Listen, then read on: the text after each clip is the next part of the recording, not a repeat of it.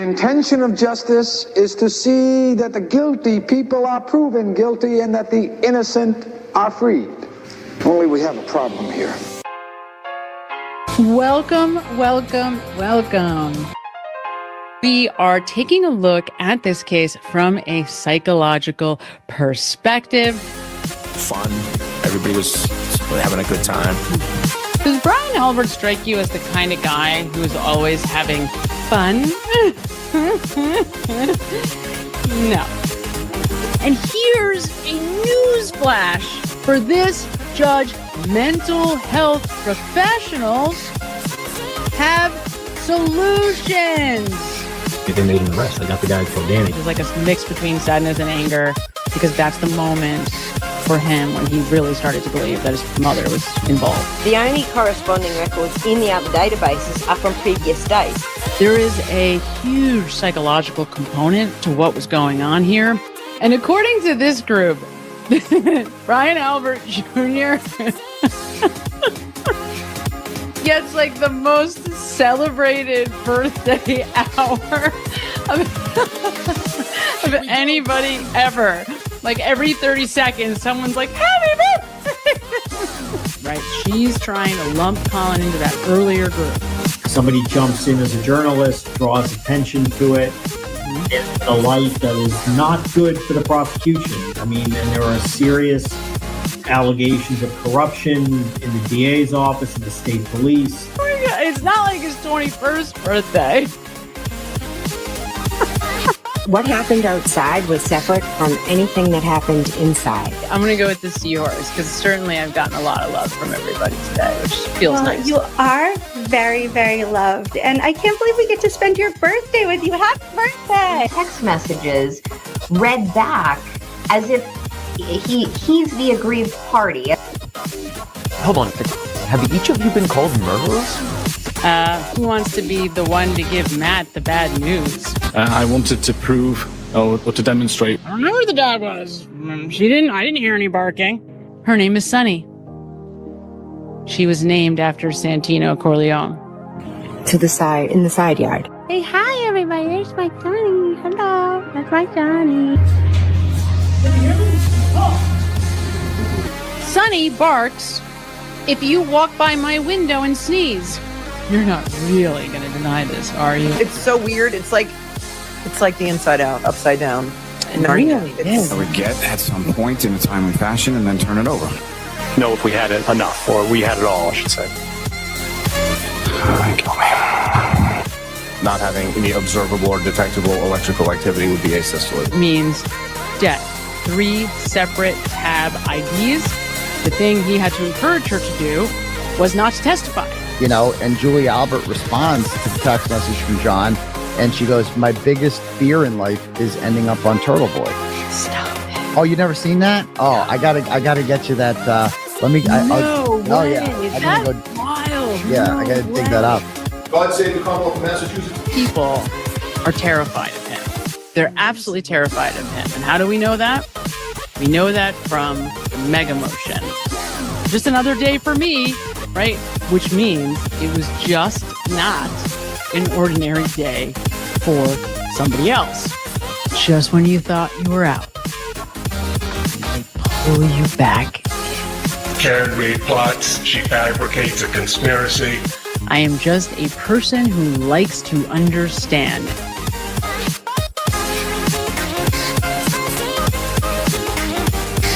That's going to increase the likelihood that we're going to take some action. Here she is.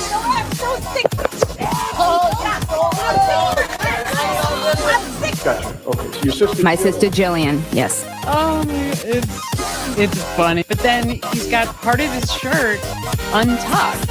His back pocket is kind of hanging out. You have to buy that. Here! So, you have to buy that. Here! So. And showing solidarity, you can see them there. It's about getting justice for John O'Keefe. There clearly is an issue of integrity. How dare they? Justice for all. Only we have a problem here. Welcome Welcome! Yay! It's our Wednesday night live on Friday night, the 13th. I know that title confused a lot of people. I kind of confused myself when I put it up there, but it felt like the right thing to do. So here we are. Welcome, everybody. It's so nice to see you all. As always, I planned this huge show. Like, I've got 6 videos queued up, ready to go. And then I check my text messages. And of course, I see the Karen Reed response motion where her attorneys have responded to the McAlbert's, I guess, motion to dismiss claims or whatever, right? I'm not a legal professional, so I'm not exactly sure precisely how to speak about what this very, very lengthy motion document, 60-page thing is. But we'll get to that. I was frustrated going through it because, I think I'm maybe just too close to this case because I'm going through and I'm reading, and essentially it's Karen laying out why she thinks that her claims are legitimate, why she has a case, right? And so I'm going through it and I'm thinking, no, there should be like 15 more things added here. And why doesn't it say this? Like, why is there no mention of the fact that there's absolutely no blood, but for 6 drops, and the man has like a giant gash on the back of his head? Why isn't that listed here? Why aren't all the discrepancies and all their testimonies, which we're going to take a look at if we get to it, hopefully later on tonight, why aren't any of those in here? And why aren't Sarah Levinson and Julie Nagel here? Like, that's something that I think the defense missed. And I want to talk about that tonight. So I have that queued up. And it's only a teaser because I have been going through these 2 lovely ladies' testimonies now for a while. I've been really busy because, as you know, I've been following the Kouri Richins case. And when there's a live trial that you're really into, it's just so, it moves really fast and you have to try to keep up with everything that's going on. And so it's so like fast moving. And I have a life and all this other stuff and all of that gets in the way, So it's been hard to just commit all the way to Julie and Sarah. But the more that I look at these 2, the more I realize that the defense, and I'm not, I'm playing Monday morning quarterback. I get that. I'm not blaming them. But I think they maybe looked at them, at least superficially, or at least in the trial, as though they were maybe witnesses who didn't see anything. And I myself was in that camp for almost 2 years. So I get it. Like, I get that we want to believe them. We want to believe they didn't see anything because, maybe John snuck around them and they were listening to music in the kitchen, laughing and dancing, and they didn't see him come in the door right next to them. Okay, maybe. All right, I get it. But they did. And so because I am very, very sure that they did see him, I mean, to me, it's like they're the no-brainers, right? Put some pressure on these 2. And I have to believe that, their parents are going to sit them down and say, honey, we have to have a talk. Are you really like willing to take on a conspiracy charge for murder? To like save your friendship with Brian Albert Jr., So I don't know. To me, I think that might be a missed opportunity. And hopefully someday there's an investigator who sees it that way also. And in the meantime, there's us. And that's the best we've got for now. So that's what we're going to have to, I guess, accept. So there's a lot in this motion. And maybe also, okay, maybe I'm jaded, right? Because I know all the things that they're listing here. I mean, this is not new. It's all the obvious stuff, right? The text messages, the butt dials, the deleted calls, the, 4 a.m., 5 phone calls, the 2 phone calls at 6:07 and 6:08, the Google searches. I mean, all the stuff that we are all very, very intimately familiar with is listed in this motion as to why she has a claim. But I think there's so much more. So for me, I'm like, but there should be all this other stuff, right? So that I might be too close, to be fair. So there's that. And that wasn't even on my list of things to talk about tonight. So, and as you know, hopefully you took the poll. If you haven't, definitely do that. I'm assuming that you have any idea what's going on in this Kouri Richins case, because we are finally at the end there. Very interesting ending, I would say. There was no defense case in chief. I think they thought that they did enough of a job on what's his name, O'Driscoll, on the police, the lead investigator, like their Michael Proctor, I guess. Not the sharpest tool ever in the shed, certainly. Comes across like a little dense and not super clear on the details of the case and some important ones. And of course, he's been sitting there the entire trial, which is odd. But is it enough? Is it enough to overcome whatever evidence that the prosecution has presented? And we're going to talk about that. And I'm going to give you my opinion on that in a moment.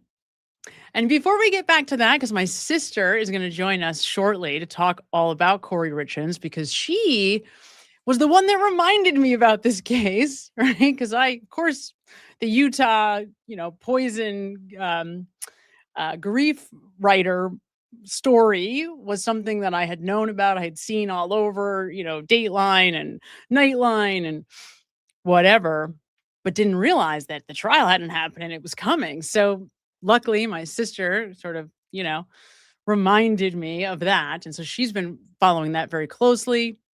So she's going to come on and talk to us about that. And then I took a deep dive into the Kelsey Fitzsimmons case, where we finally got like a break. She finally got some good news. So hopefully we'll have a chance to take a look at that tonight. And I guess it's kind of like a double whammy, because she gets some news. This judge that she now has that replaced that hag nightmare, McCarthy Naiman. The new judge seems like a reasonable human being. Funny how they exist in the world, judges that are reasonable human beings. And so I pulled some highlights because I really want to show you those. Those are interesting. And like I said, we rarely get like feel-good stories in court. So like, this is kind of a feel-good story. And oh, this is nice. Oh, this is like a happy courtroom moment, right? So I want to definitely take a look at that. But then we also find out that Justin Alayan, the ex-fiance firefighter, has been, how do I want to put it? Temporarily alleviated of his duties as a firefighter, pending an investigation on what, for what, none of us really know. He also, I guess, defended himself recently on a Boston, I think it was Channel 5, gave some statements, did an interview. So we'll take a listen quickly to that in a bit also. Because to me, everything we hear about Mr. Alayan, it's like just keeps getting like worse and worse. Like, buddy, maybe whatever happened, like maybe you should just keep your mouth shut, because now it's like Pandora's box. We're right at the precipice of opening up a box that looks like it could destroy his life forever. So, you might want to tread carefully here. So there's a lot to talk about with this case. And you have to wonder, what the hell happened here? What is going on in Justin Alayan's mind that causes him to collude in some way with the police so that he can abscond with their child and then break into her house, change her change the what's the word? The beneficiary on her pension documents, steal her computers, go into her bank accounts, drain them while she's in the hospital, like fighting for her life. I mean, the whole thing is now they're saying they have like 270 video clips of Mr. Alain smoking weed within a few months, like before and after work as a firefighter. I mean, it's nuts. Like the whole thing is like, wait, what? What is going on? And that trial, in case you missed like the headline, is like next week. So that is going to be nuts, right? This is like a huge couple of weeks for Miss Kelsey Fitzsimmons. So this should be a fascinating trial. I know it's supposed to only be a few days maybe, but very interesting stuff there. And I know some of you are way more familiar with the details of that case than I am. But some good news for her. And, you know, we just want to see this woman get her baby back, for God's sake, right? I mean, it's like, what a freaking nightmare that story is. So we'll get to that too. And I want to share with you my top 10 list. Now, I'm not sure it's complete because, you know, I like kind of like put it together in a frenzy, but I'm going to share with you my top 10 list because going back to the Kouri Richins story, there's two things, and I've been talking about this, right? There's two things when it comes to any trial. We have, did the prosecution meet their burden?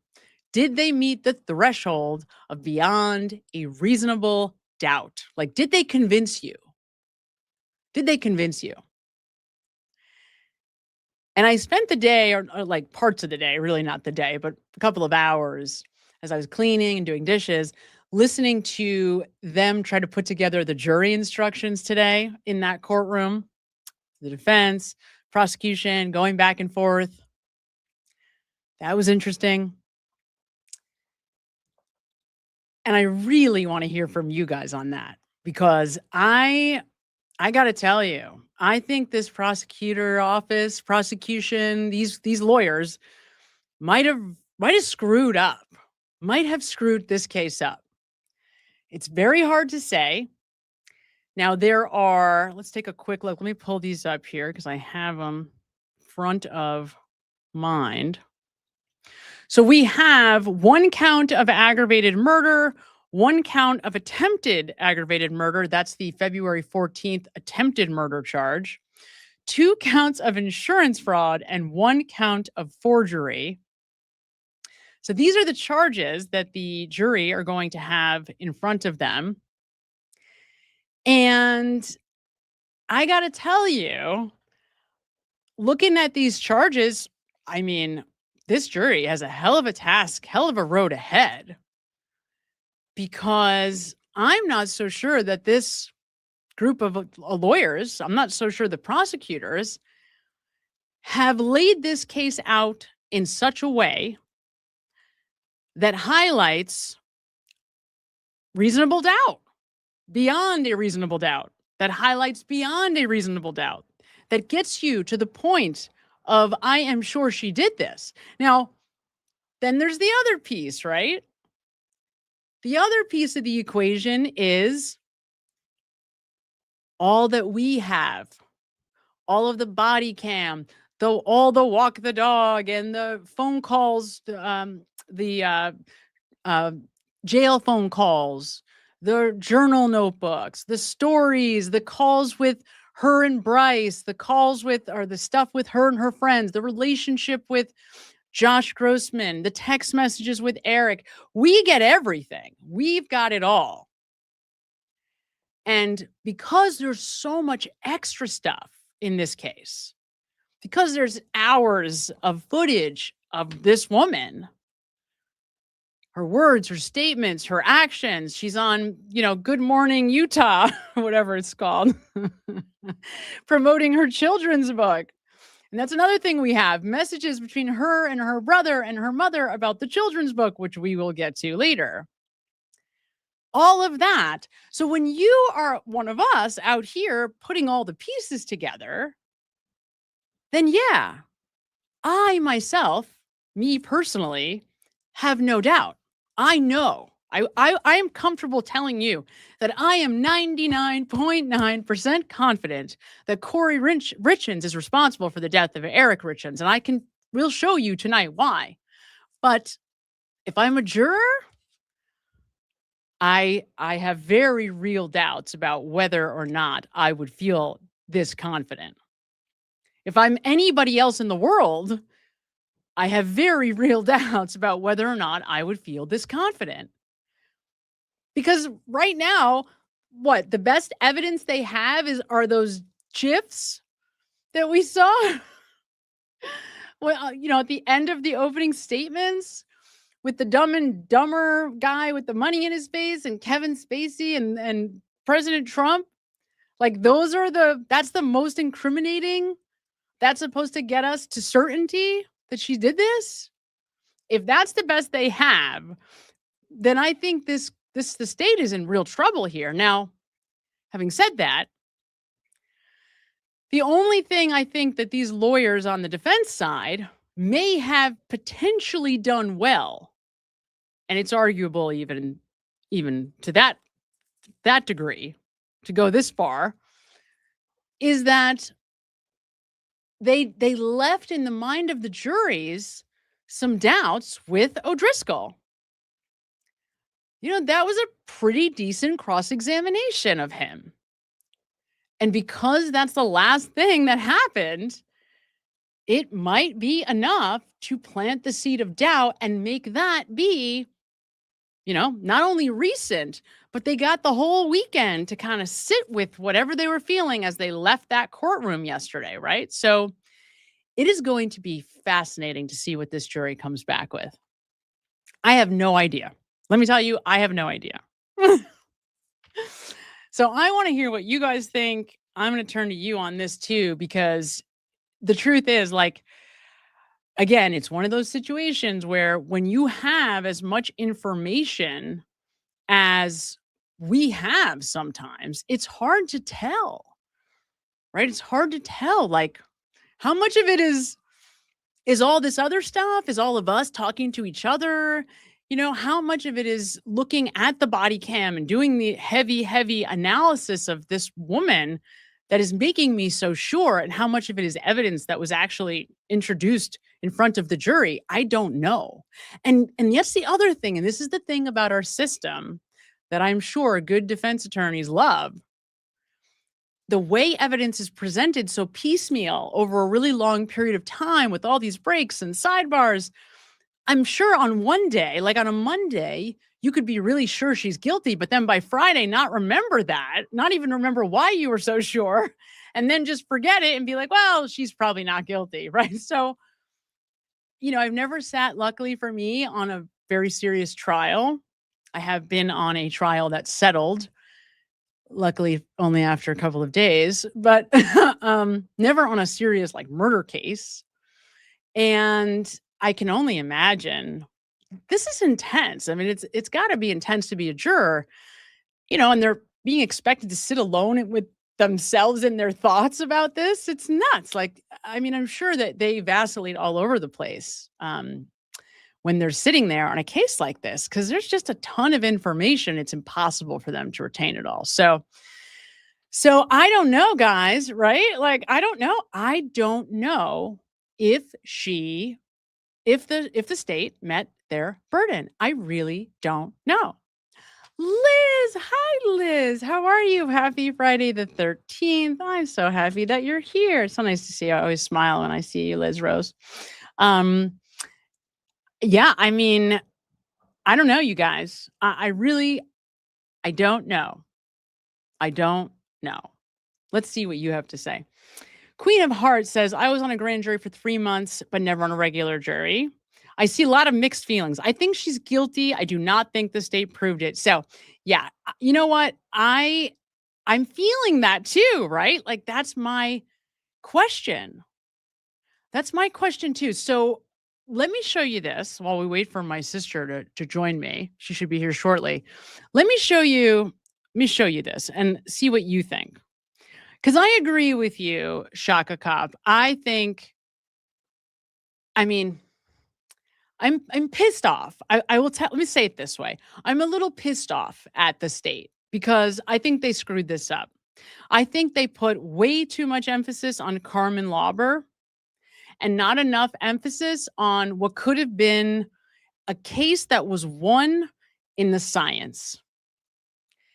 And I think that may be, if they lose this case, if they do not get a guilty verdict, it'll be, in my mind, because they rested this case on the shoulders of a woman who has trouble being honest, as most, career, lifelong drug users do. It's not personal. I like Carmen. She seems lovely. And I'm glad she's doing better. But this woman started using drugs in 6th grade. She herself is a drug dealer, right? Like, she's very clear that, like, part of her character is to deceive and to try to get away with stuff whenever she can. And she told us that herself, right? She's right. And that is just a fact. So it's no use in denying it. But then yet they call her back in. And instead of just saying, yes, I drank alcohol and I got caught at a concert, she does the thing. She lies, then she owns it at the end. And it's like, because here's the problem. I don't think they even needed her. All they needed her to do was come in and validate the GPS information, right? Just tell the story. Use the checkbook, use the photos, of the drive, use the information from her phone, from Kouri's phone, from the other, what's his name? The other drug dealer, Crozier, right? Robert Crozier, from his phone. If they had just done that and left it at that, and then not had to get her to say this or that about fentanyl, or it's like, oh, none of this matters. None of this matters. And all it's doing is making her seem less credible by the second. And if they find her to be completely not credible and they dismiss everything she says as a result, then they're in big trouble. And I don't think they did a good enough job of highlighting the forensic information that was there. It's so frustrating. How about the fact, okay. I mean, I'm all over the place with this case because I'm frustrated by it because, like I said, here I am outside of the legal system, and I don't have any idea about the rules of evidence. So I don't know why certain things come in when they do and other things don't. And I get their lawyers. I get it. And I respect that. But it's frustrating because they could have won this case with expert testimony. They could have won this case by pointing out all the discrepancies in what she's doing and what she's saying. They could have gone back to the body cam. They could have read these journal entries where she goes back and she recounts what happened on the 3rd and the 4th, on the days where Eric, died ultimately. And they could have showed us the body cam footage that completely disproves everything she says in that journal. Right? Oh, I fell to the floor and I ran to the toilet and I immediately vomited and my mom found me on the floor in the bathroom. Like, no, that's not what happened. I was screaming at the EMS worker, save him. It's like, this is just not true. I mean, she's got a storytelling brain, apparently, because she uses it for that a lot. And the problem here, okay, let me just get to the top 10 list and you guys tell me what you think. So let me add that. And if my sister comes along in the middle of it, we will bring her on board too. So let me run this, see what you guys think. So here's my top 10 list. Okay. Here are the top 10 reasons that I think she's guilty. And you tell me whether or not you think that these 10 things were emphasized by the state enough, or even at all, to where it meets the burden. Okay, so let's take a look.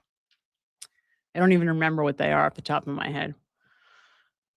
So number 10, okay, Number 10, I don't think Kouri Richins doesn't seem to like Eric Richins very much. Okay.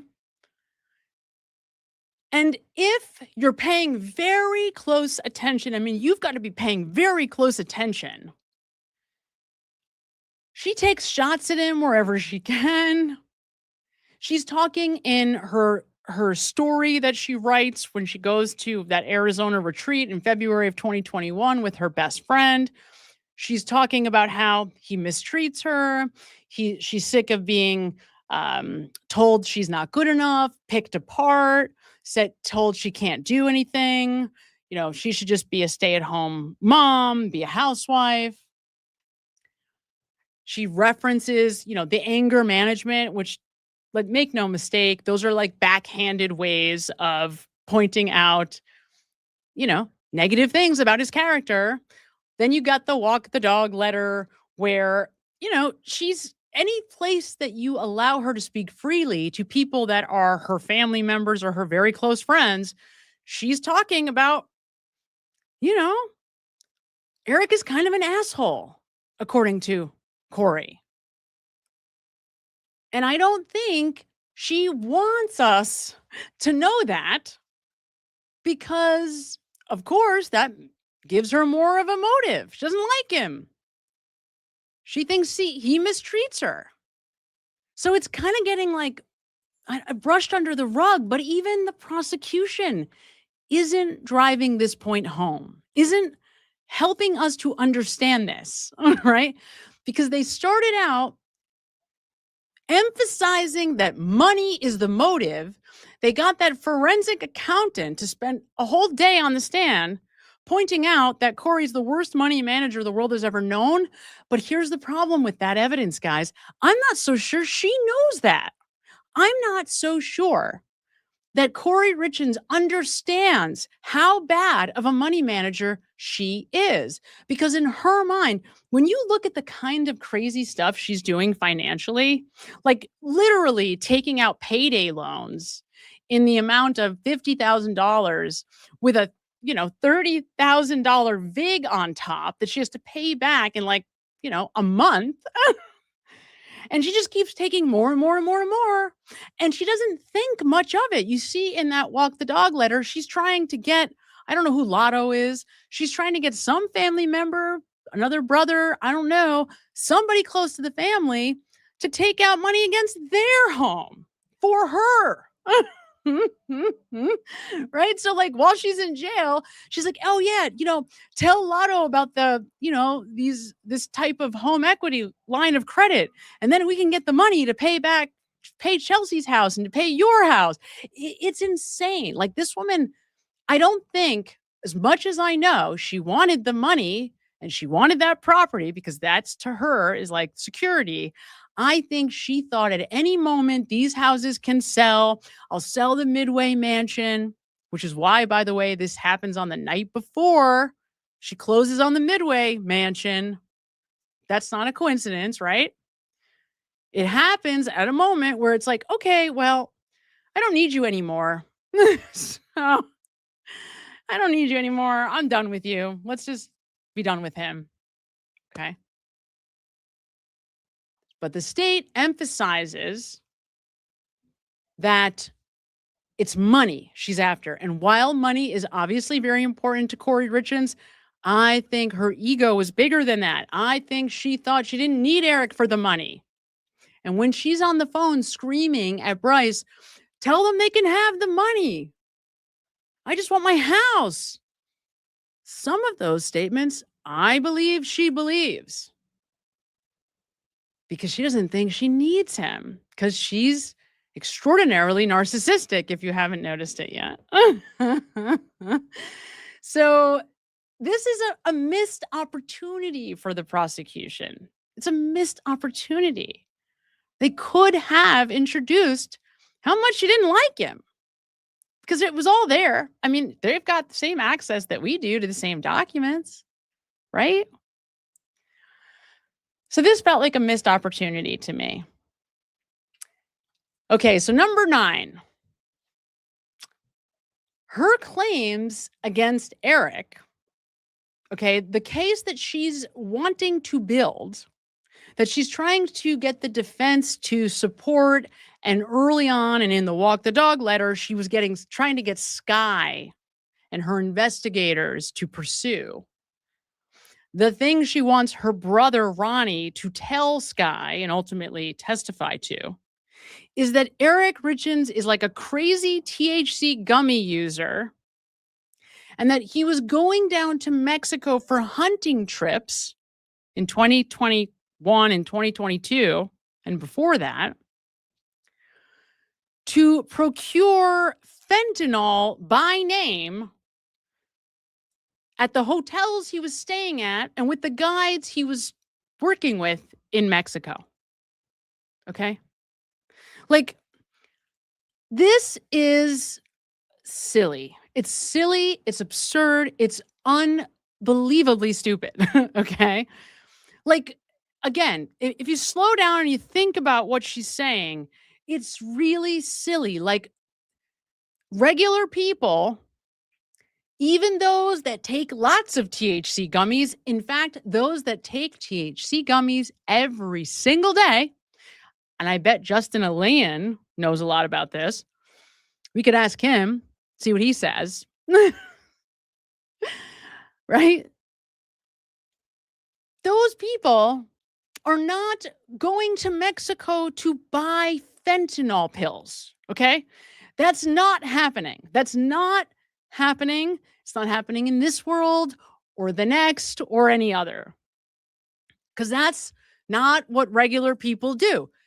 People that use and abuse opioids daily or in spurts, like 6 months at a time or 3 months at a time, or like drug users, people that use drugs routinely, they might be interested in fentanyl. But I will tell you that even routine daily opioid users are scared of fentanyl. And you know who echoed that sentiment? Robert Crozier, the drug dealer who who refused to believe that he ever sold or was selling OxyContin, because OxyContin is different from oxycodone, everybody. He really wanted to stress that. Oh, it's funny. I'm sorry. It's funny. I mean, are there differences? Yes, there are differences technically, but 30 milligrams of OxyContin is equal to 30 milligrams of the active ingredient in oxycodone. And they are both, yes, you guessed it, OxyContin.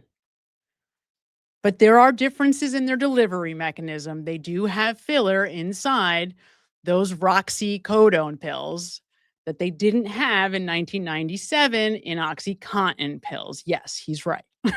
That's true. So if you're an IV drug user, it affects you.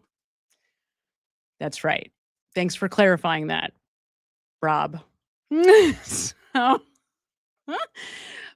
is the point, right? Like, even drug users that are buying drugs, oxycodone, all the time from a drug dealer whose job it is to sell opioid narcotics, didn't want fentanyl. We're scared to death of fentanyl. And he explains, thank you for this. This was a highlight for me, that, yeah, that's why the cartels flooded the streets with pills that looked just like oxycodone, but were filled with fentanyl. Same color, same stamp, to confuse people into buying fentanyl. And this is the part that I have been screaming and yelling. I'm sure you've heard me say it already, that I think the state botches royally. Because even if Kouri Richins asks for the Michael Jackson drug, it doesn't matter whether or not that's what she asked for. It could have been what she got. And it could have been what she got even if Crozier and Carmen Lauber didn't know it. Right? So that's the point. The point is that she could have meant to overdose him with oxycodone, and ended up using fentanyl. Right? So the point, though, here is that this idea that, like, Eric Richins, who sometimes takes THC gummies and in high school was abusing sufedrin pills. I mean, guys, really, though, like, when I heard the phrase red devils, I was like, oh, where are we going? What is this? I don't think I know red devils. like what are red devils, right? And then when he said, like, oh, it's Sudafed, I was like, oh my God, yeah, I have heard that. Like in 7th grade, maybe, but like I've heard, okay, now I get it. Now I get red devils. Sure. It's Sudafed. Mm-hmm. Right? Like even the state in that moment was like, oh, whoops, right? Foot in mouth. Like, come on, you guys. This Eric Richins is not a hardened drug addict.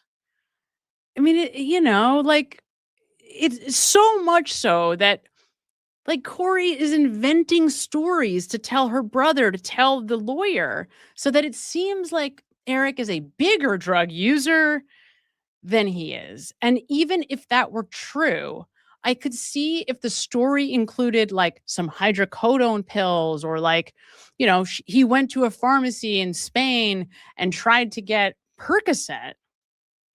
But fentanyl, like, no, that's not what happened. Okay. That's not what happened because even drug users don't want fentanyl. You know what I'm saying?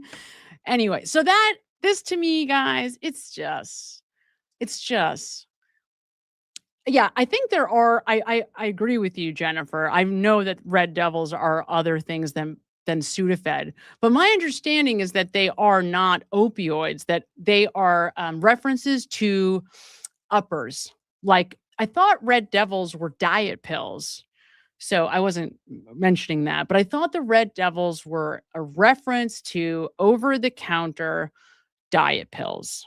Or maybe they were prescribed diet pills too. It could have been. I don't remember. This was like a year. This is a really long time ago now, right? So to me, though, they were central nervous system stimulants, not opioids. So that was my thinking. Yeah. So, and yes, right. In case it's not clear, I see Ginny. Thank you, Ginny, for trying to explain that. Right. So Percocet is an oxycodone. They are the same.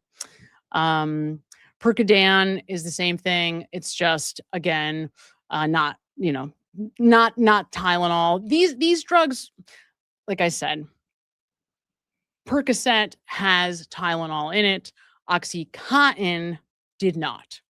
So Roxicet or Roxy 30s is just an oxycodone with essentially what amounts to 30 milligrams of OxyContin and Tylenol. So, and because of what happened with the OxyContin, with Purdue Pharma and the lawsuits and, the OxyContin craze, which ultimately led to all the fentanyl problems that we had and have, they don't make them anymore. You can't get OxyContin the way you could 20 years ago, luckily. That's awesome. Grandma Cranky's like, yep, Red Devils is a high school mascot. Oh, that's awesome. Okay, let's see. Let's see here. All right, so number 8. This is a really important point, and this might have been my sister mentioned this. And when it happened, we were talking about it a little bit, but then after Carmen, so much happened. It's pretty suspect that in the months leading up to Eric's death, all of a sudden, she is asking Carmen, a person who she clearly has a close relationship with, right? Like, they're friendly. This was one of the people, if not the person besides Josh, that she had all these text messages with, right? Because the state didn't get the messages with Josh from her phone. They came from him, right? So on her phone were all these messages between Kouri and Carmen Lauber. And the question is, number one, what are you doing, Kouri, with all of these narcotics? Like, why do you have so much oxycodone? Like, it's right. Where did all of that go?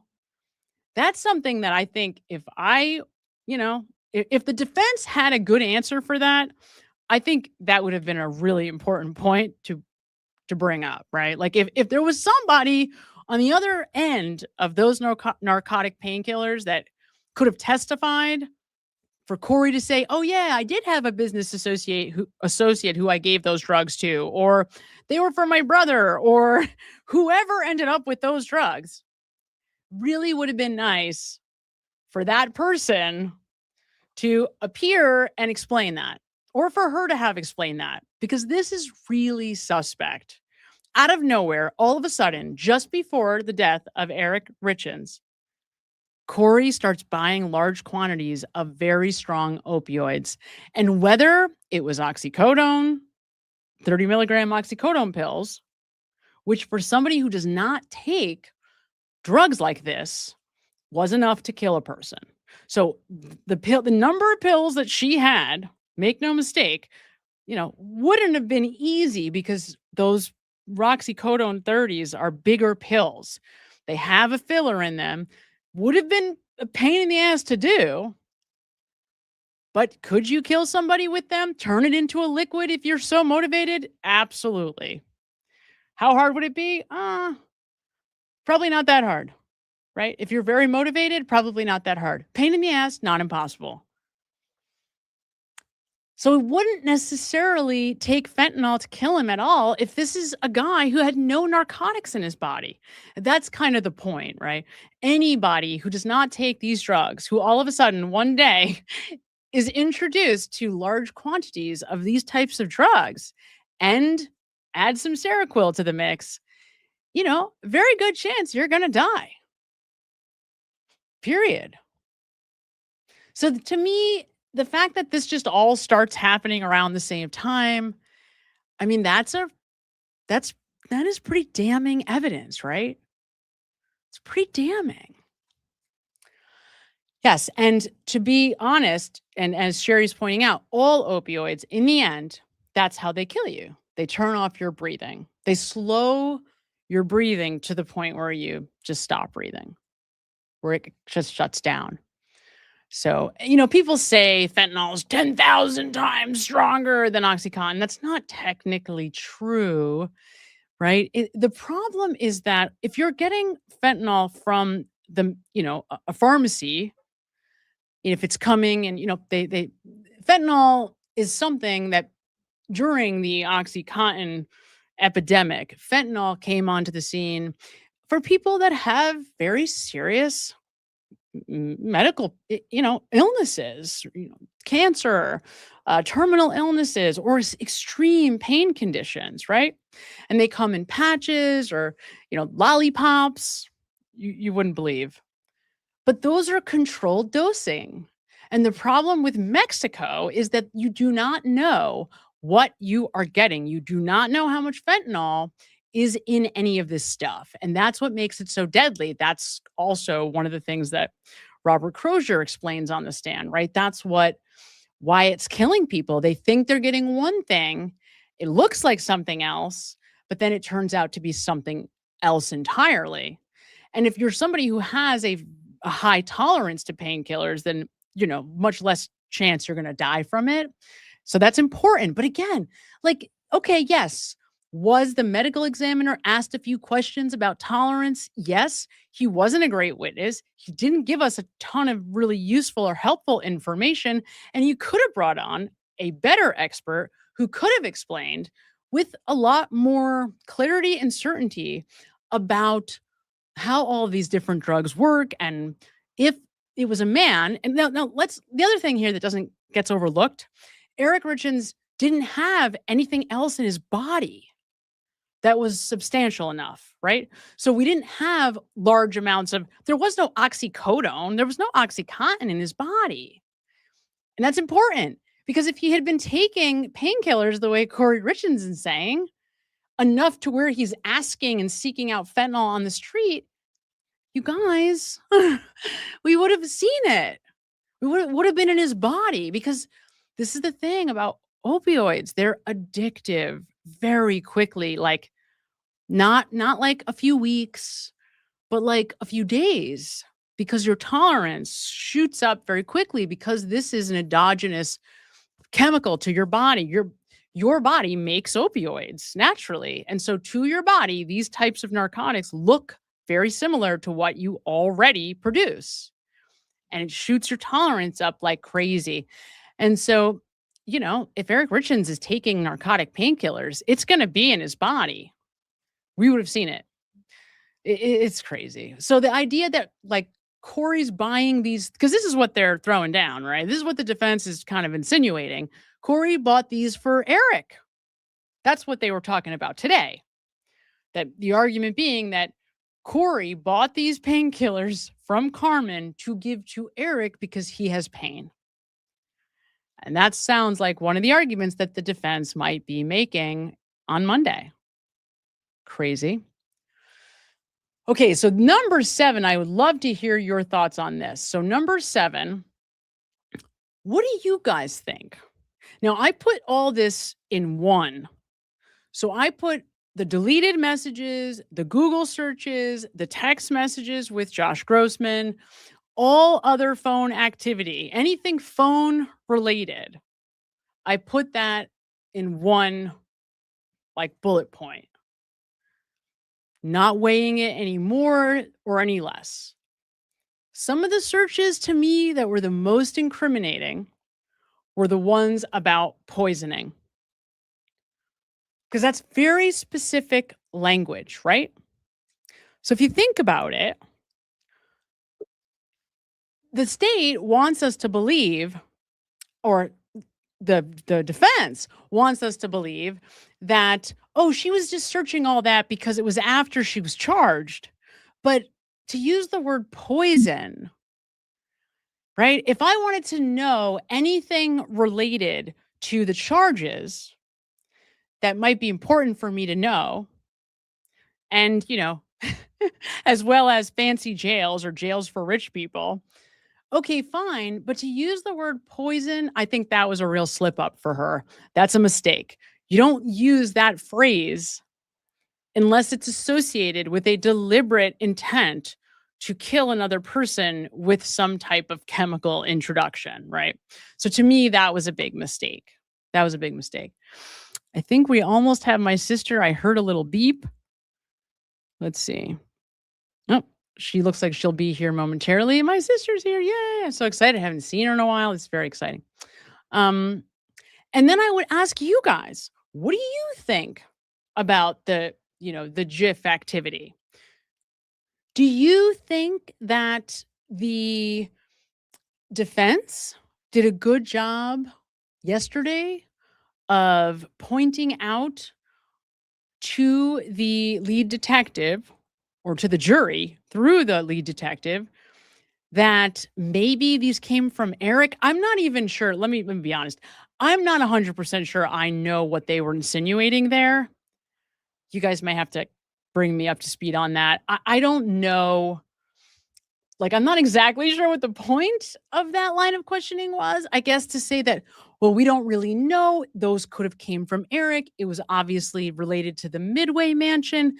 The problem with that, though, is that at that moment, if I think back to the cell phone expert, he tells us that she actually turns her phone. Remember, he told us that she turns her phone horizontal and opens it up, essentially to look at it, like in its entirety. So to me, the idea that, oh, she's like reminiscing about Eric and looking at all the things he sent her, just didn't really work. Right? So I didn't get that. Yeah, I did not get that. But again, I don't care, because the truth is, like, to me, I didn't even put those up here. I don't necessarily give those images any more weight than anything else. As I said, all of these things, to me, they warrant about one bullet point. One of the things that might even be more incriminating is the fact that she worked so hard to delete stuff from her phone. Like, here's the thing, okay? Having an affair is very different from murdering my husband. And while I understand that if I were being accused of murder, I would likely want to hide, or maybe want to hide that I'm having an affair. But I also could see myself going the other way, like saying, look, I had an affair. Here are all my texts. Here's everything I ever said to the man. It does not mean that I killed him, right? That's important, because it's not just that all this stuff happened, the phone activity happened. It's the fact that her instinct is to hide everything. Her instinct is to, right, like withhold information. And think about it. If you are being accused of murder and you didn't do it, who cares how many affairs you had? Who cares if you didn't like your husband some days, or you fought sometimes, or you were in counseling? Who cares if you took money from him? You admit to all of that, and you go into that office, and you, with your lawyer by your side, you scream and you yell and you say, I did not kill this man. I didn't kill my husband. I didn't kill my husband. I didn't kill my husband. I didn't kill my husband. I didn't kill my husband. I didn't kill my husband. I didn't kill my husband. I didn't kill my husband. Right? Because if you didn't kill him, none of this other stuff is even like important. Who gives a shit about any of it? Right? You see what I'm saying? Because murder is like another level. And one of the things, and we're going to get to this later, this is, right? But here's what I'm saying. So, and I see you, I see some of what you're saying. And like I said, first of all, let me also make it clear, this is a list where everything on this list is important. You know, like not any one of these things by itself would ever be enough in my mind to say that somebody's guilty of murder. Like, let me make that clear. Deleting text messages of having an affair is not a reason to, you know, to say someone is guilty of murder. That's very important. All of these things, when you add them up, right, that's what gets us above the bar. And this is just a line in that, right, in that whole sort of like pile of stuff. So that's important. But again, and we're going to get there. I didn't get to it yet, because I don't want to give it away, because that's later. The point is, who cares about anything deleted on your phone? You know, it only matters if you're trying to hide something. That's how I would say it. This stuff is only important if you're trying to hide something. Yeah. And we'll get to the next one. We'll get there in a bit. I'll get back to this. So now we're getting into the stuff that, from my own experience in analyzing Kouri Richins, is what takes me above the bar. And this is the stuff, and this is really what I want to talk to my sister about more. This is the stuff that I don't know how much of this the jury's picking up on. I don't know how much of this the jury sees. I don't know how good of a job the prosecutor is doing at pointing this out. But when I went and analyzed the body cam footage, there's some big, very important pieces there. And I can show you, I wrestled with how to present this, because I don't want to offend folks who have lost somebody important to them. I don't want to try to leverage other people's pain to show you guys, to make a point about freaking Kouri Richins, right? But people who lose a loved one in this way, while there is no one way to grieve, shame and guilt are not the traditional instinctive reactions.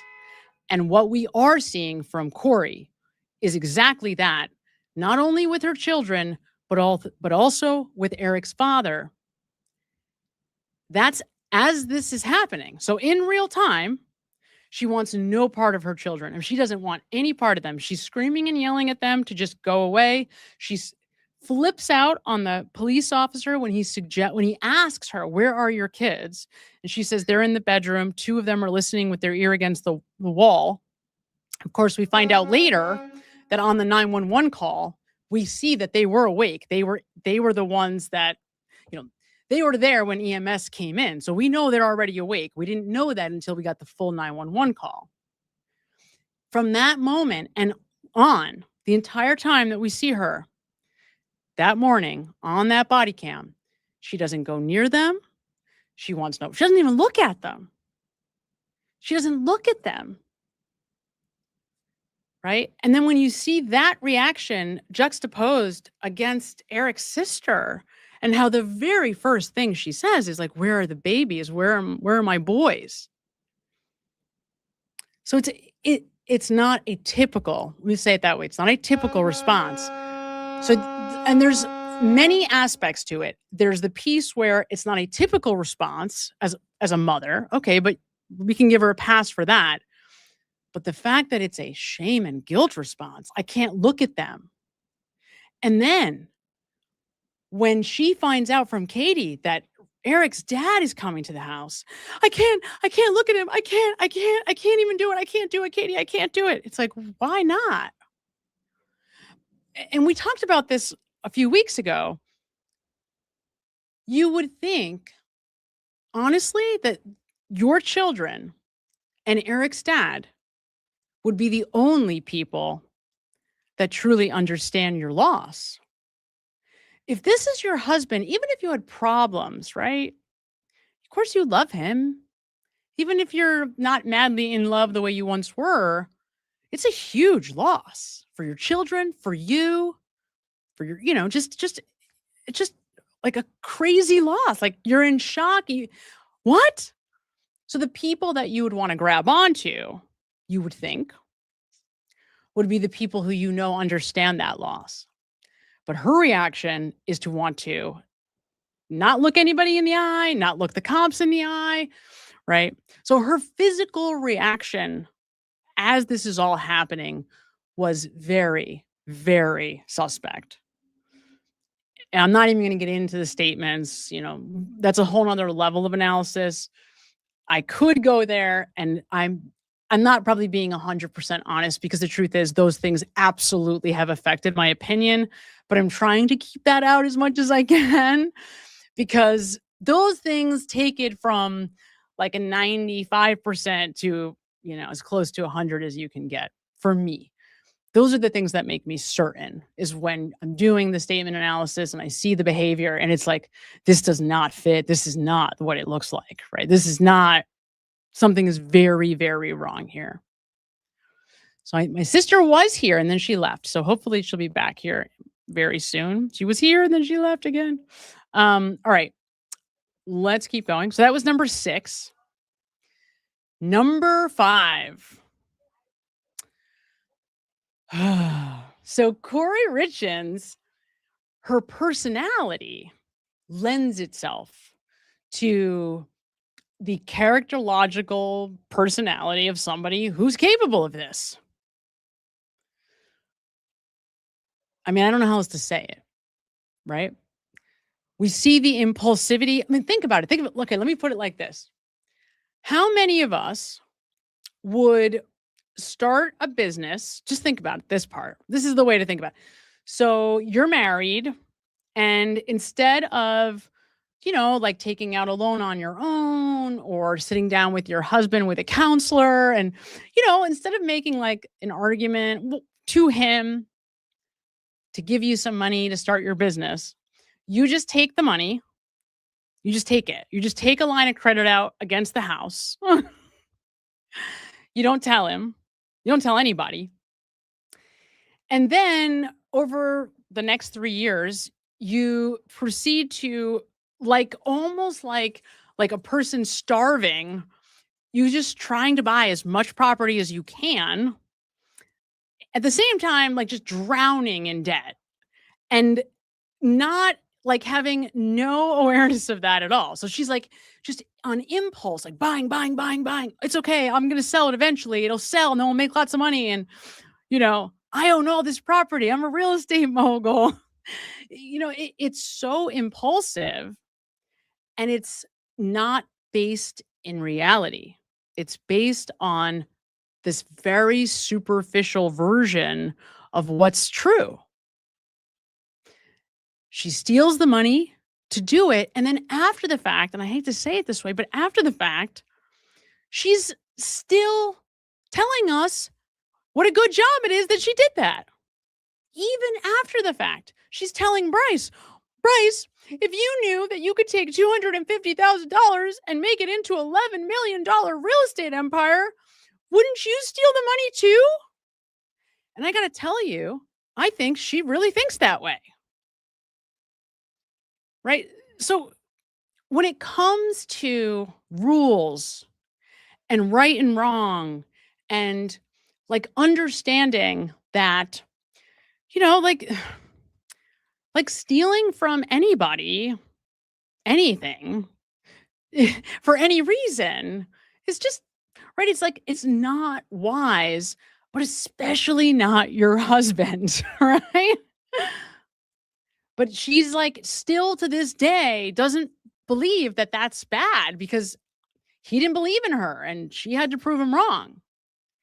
Right. So the point, what I'm saying here is, again, and not any one of these things, but when you add all these things together, you realize that this person has the personality profile, the narcissism, the disregard for societal norms and rules, disregard for other people and like their experience, right? She's inherently defiant, right? So, and this is in psychology, this kind of behavior is called entitlement. Like the rules they don't apply to me. They apply to everybody else, but the rules do not apply to me. We also see this with the walk the dog letter. I mean, the walk the dog letter, guys, is like really incriminating. I don't know if you've read that, had a chance to read it closely. Not only is it incriminating because she's truly telling her mom, take what I am saying, commit it to memory, and then walk the dog. Throw it out when you take it out with the dog. When you take the dog for the walk, destroy this letter with it. That's what she's saying. After the fact, her defense is, this is just a story, right? Like, this is just a story. Like, it's not, this was just like, I'm going to write a book and this was just going to be in my book, except that clearly she is not writing a story. She's telling her mother what to tell her brother to say to the lawyer and to testify to about Eric. And in that letter, which just kills me, she's telling her mother, oh, don't worry, I know how to hide stuff in my jail cell. Like, clearly you don't. Obviously not, right? Oh, I think my sister's ready. Hooray. Okay, so we'll get back to this. Hello, Sissy. You are here with us. Let me remove this for a moment. Hi. Hold on. Hey. Wait, let me put this on for that. Let me see if I can hear. Obviously, I'm having technical difficulties here. Hold on. But it was working. I just have to turn them up. You might need the headphones. Up. Here we go. You might not need the headphones, sis. Here, let me make sure that my audio is not. Here we go. I don't know why this isn't working, Sissy, and everybody. I'm having serious technical difficulties. Well, we hear you. I don't know. Give me, you don't hear me. 5 minutes. 5 minutes? Okay, no problem. I'll make it you worth go. it. I promise. Bye, Sissy. She'll be back. I get it. Technical difficulties are the worst. So while we wait, we will go back to this.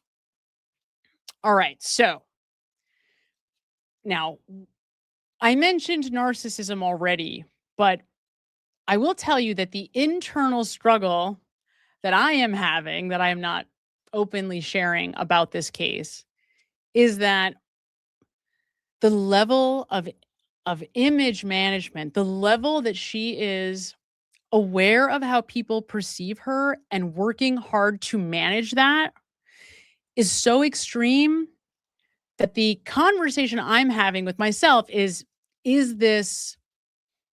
a sociopath? Like, is this a woman who has psychopathy, like a Ted Bundy?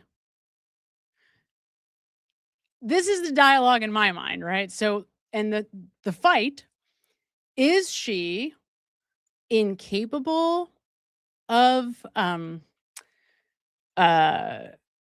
understanding, empathy? Because I don't think she is. I don't think she's incapable, because I don't think she would understand the degree of shame. I don't think she would have the shame reaction that she has to Eric, and not to Eric, to Eric's dad and to the kids that morning, if she did not have the ability to feel empathy. So the struggle for me is, I don't think this is psychopathy. I think this is more addiction. And that's where Josh Grossman comes in. So for me, this says image management on the screen. But what this is really about is, what is the driver here? What's driving Kouri Richins underneath as a person? And if push comes to shove, if my back is against the wall, is this somebody with psychopathy or an addiction? At this moment, I am going to veer on the side of addiction. And that is also based on everything I know about her childhood, her parents, etc. So hopefully that's clear. I don't know. Let me get to some of these while we wait for my sister. Welcome, new members. Yay. Welcome to all the new members. I love my new members. I'm so happy that you guys are here. We are going to be doing a bunch of members only things very soon. There's like these new features on YouTube for member stuff. So it's super exciting. I'm thrilled about it. Instead of having to do these calls outside, we can actually use YouTube, which is super exciting. So welcome, Andrea Wilson, 8408. Hello, Mark. Hi, Mark. You're the best. Member for 3 months. They were talking about a possible hung jury. Oh, interesting. Well, I mean, we don't know, right? We won't know until next week. So today they were, today they were just going over the jury instructions.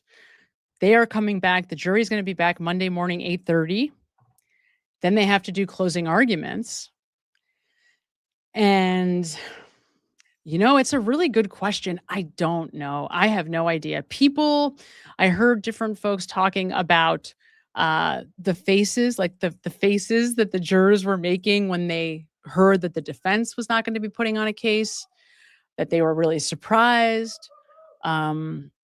People trying to read that. I mean, I don't know. I think at the end of the day, here's my guess. My guess is she's going to probably be like guilty on everything or not guilty. I mean, I don't know. Did the prosecution make a clear case for fraud? I don't know if we have enough information to say that there was definitively fraud, insurance fraud. I don't know. Forgery. I don't know, right? I guess I don't know enough about the law to be able to say whether or not, if a husband knows that his wife is signing for him, if it's still considered a forgery. I don't know, right? I don't know. But I don't know. To me, I will tell you this. I do not think that there's anywhere near enough evidence to say that she attempted to murder him on Valentine's Day. All they have is speculation. They have Eric saying that, joking around that she was trying to kill him, and Eric's sisters, who obviously hated Kouri, particularly Amy, convinced that she must have, tried to kill him. So, at the end of the day, it's so hard to say. I will say this. Last week, I would have told you that I was reasonably certain this jury was going to say she was guilty on, the main murder charge, the fentanyl, giving him the fentanyl that killed him. But after what I saw these last few days, I'm not so sure. I'm not so sure. I don't know. I don't know. So it's a really great question. So we're going to find out. I mean, if it's a hung jury, it means that they can't come to an agreement, obviously, right? It means they can't come to an agreement, but we won't know till next week. Michelle Yerbell sends $5. Walk the dog code, WTD, or what to do. Okay. Could definitely be. Now, we can take a look at it in a minute. And maybe my sister has some thoughts on this too, as she jumps back on here. When you look at the top of the letter, and I just went over this in one of my more recent videos, I think.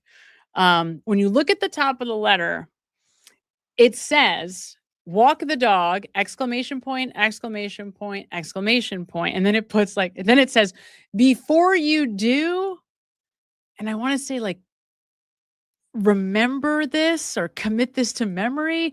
It's not subtle is my point.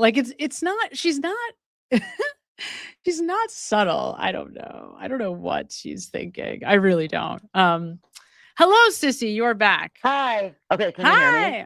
Yeah, we hear you. We hear you good. Oh, good. Oh, sorry about that. Oh, what a nightmare. Oh my God. That's okay. I can't That's find my okay. headphones. I got a new computer and wasn't thinking about the fact I'm gonna go out tomorrow and buy 100. Okay, everybody should. Everywhere I go, I pick up a microphone. I'm like, I need a microphone. That's so funny. And one of them fell out of my ear last night and somewhere on the kitchen floor. Oh, I was gonna go with one. These are phones. These are my 5-year-olds. So I'm not trying to make a fashion statement. I'm trying to be subtle with what I'm How are you, sis? I know. I'm good. Cute. Sorry, guys. I haven't spoken or seen my sister in probably 6 weeks. A while. Yeah. And a lot has happened. So I apologize. Absolutely. Try not to get too personal. Tell us this. What? Your hair looks great. We love it. Very, very pretty. I know. I'm so happy I cut it off. Thank you. What do you think? So you've been watching, obviously, this trial. Yes. What do you think? Oh, yes. What is your knee jerk at this point? Okay. I'll start off with a sort of a baseline. Love you too. Oh my gosh. It's just so nice. Oh, okay. It's funny because last night I fell asleep to your video on the letter, and when you were showing it side by side with the body cam footage, I was like, oh, okay. I hope that the jury does that, because I'm going to be honest with you. I've known about this trial for a long time, and I think she did it. I think I get her, and I think she did it. I agree. I agree. Not that I just mean I get, you know what I mean? If you can get in someone's mind, it makes it a lot easier to understand what their move, you know what I mean? Of course. I think that she was pretty smart and still may get away with it. And I have to be honest, I would be slightly uncomfortable putting her away for the rest of her life based on what we have been presented. And it looks like we've been presented everything. There's still a part of me that goes, what if she didn't do it? And that's why I'm like, you know what I mean? At the end, I'm like, oh my God, she did it. And you can show me all this convincing stuff, but there's no smoking gun. And what if she didn't? What if it's just really, she just. Oh, she did. She didn't. She did, though. I agree with you, but no, but I she don't know did. how to explain it. Let me jump. I'm going to jump to this. If I was in the jury, I'm saying I'm not in the jury, so it's different, right? But if I was there, dude. Let me show you this. Here's the number one reason why she is guilty, right here. That's it. That's the number one reason. There's no time that Kouri Richins genius ever says, I didn't kill Eric. You're right. That's it. That's the only reason. If I didn't kill somebody, I would have said that 1,000 times. You better bet it. I would have done it. Exactly. Yeah. Wow. Yeah. Never says it to anybody. Never. And on that call with Bryce, so that call with Chelsea and Bryce, right? I could be convinced on the jury, by the way, but I wouldn't walk in right now and be like, she's guilty. I agree with you. No, I'm pissed about it because I hope that this better be a couple days. This isn't the type of trial where it should be I think it's going to be, and they have to go through everything. They have a lot to go through, right? But Yeah. But I agree with you. I don't know that the prosecutor, I think they botched this royally. Me That's too. what I will tell you. I think they botched it royally. And I'm going to say, there is Go ahead. evidence. There's a ton of it, but they didn't present it correctly. Sam, I was I fell asleep last night like, oh damn. But I was also, I tried to contradict it all, and I was like, you know what? She's fighting for her life, right? And in her mind, maybe some of those things did happen. Maybe like in her mind, you know, she's like a little cuckoo. Like she's whether cuckoo. she did it or not, like she's just a little off. So she you know, is. I could make all I'm saying is when you're putting someone away for life, I want the gun in their hand, I want the blood on their hands, I want the confession, I want it all. And I know you can't always get that, which is why we have a jury. And that's why I could be convinced, you know, but you know, I hate to say this, and I know like people that have had like I'm sure there's a lot of people there who won't like this statement, but I would feel more comfortable letting a guilty person walk than putting someone who really didn't do it, that was innocent, away for the rest of their life. Yeah, I don't necessarily disagree with that in this case because I don't know. She'll reoffend. But I mean, I'm sure Eric's. I mean, if this was you, but I still, if I wasn't 100% sure, I won't. Like, I don't like to accuse people unless I have evidence. I'd rather, you know, you really shouldn't.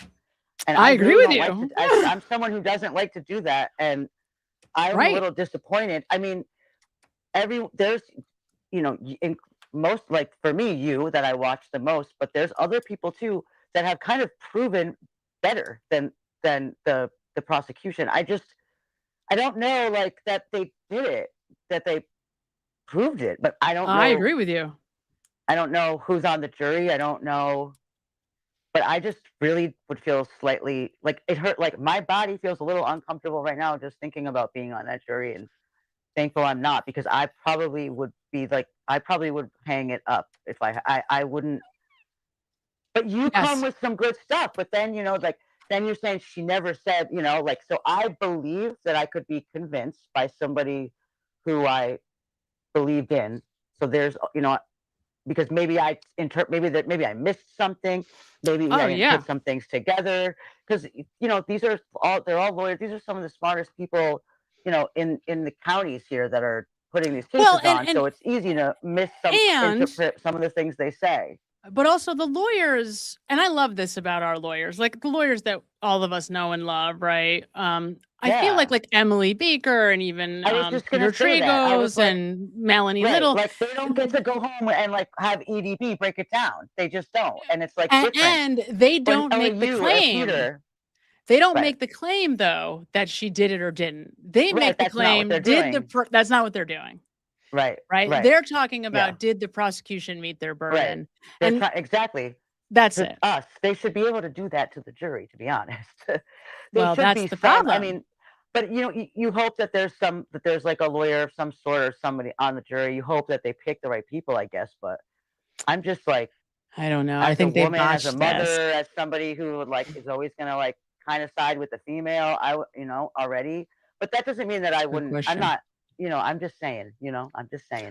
No, I'm with you, sis. Let me show you the other things, because I went through this list, but let me show you my top 3 things, and I think you'll appreciate this.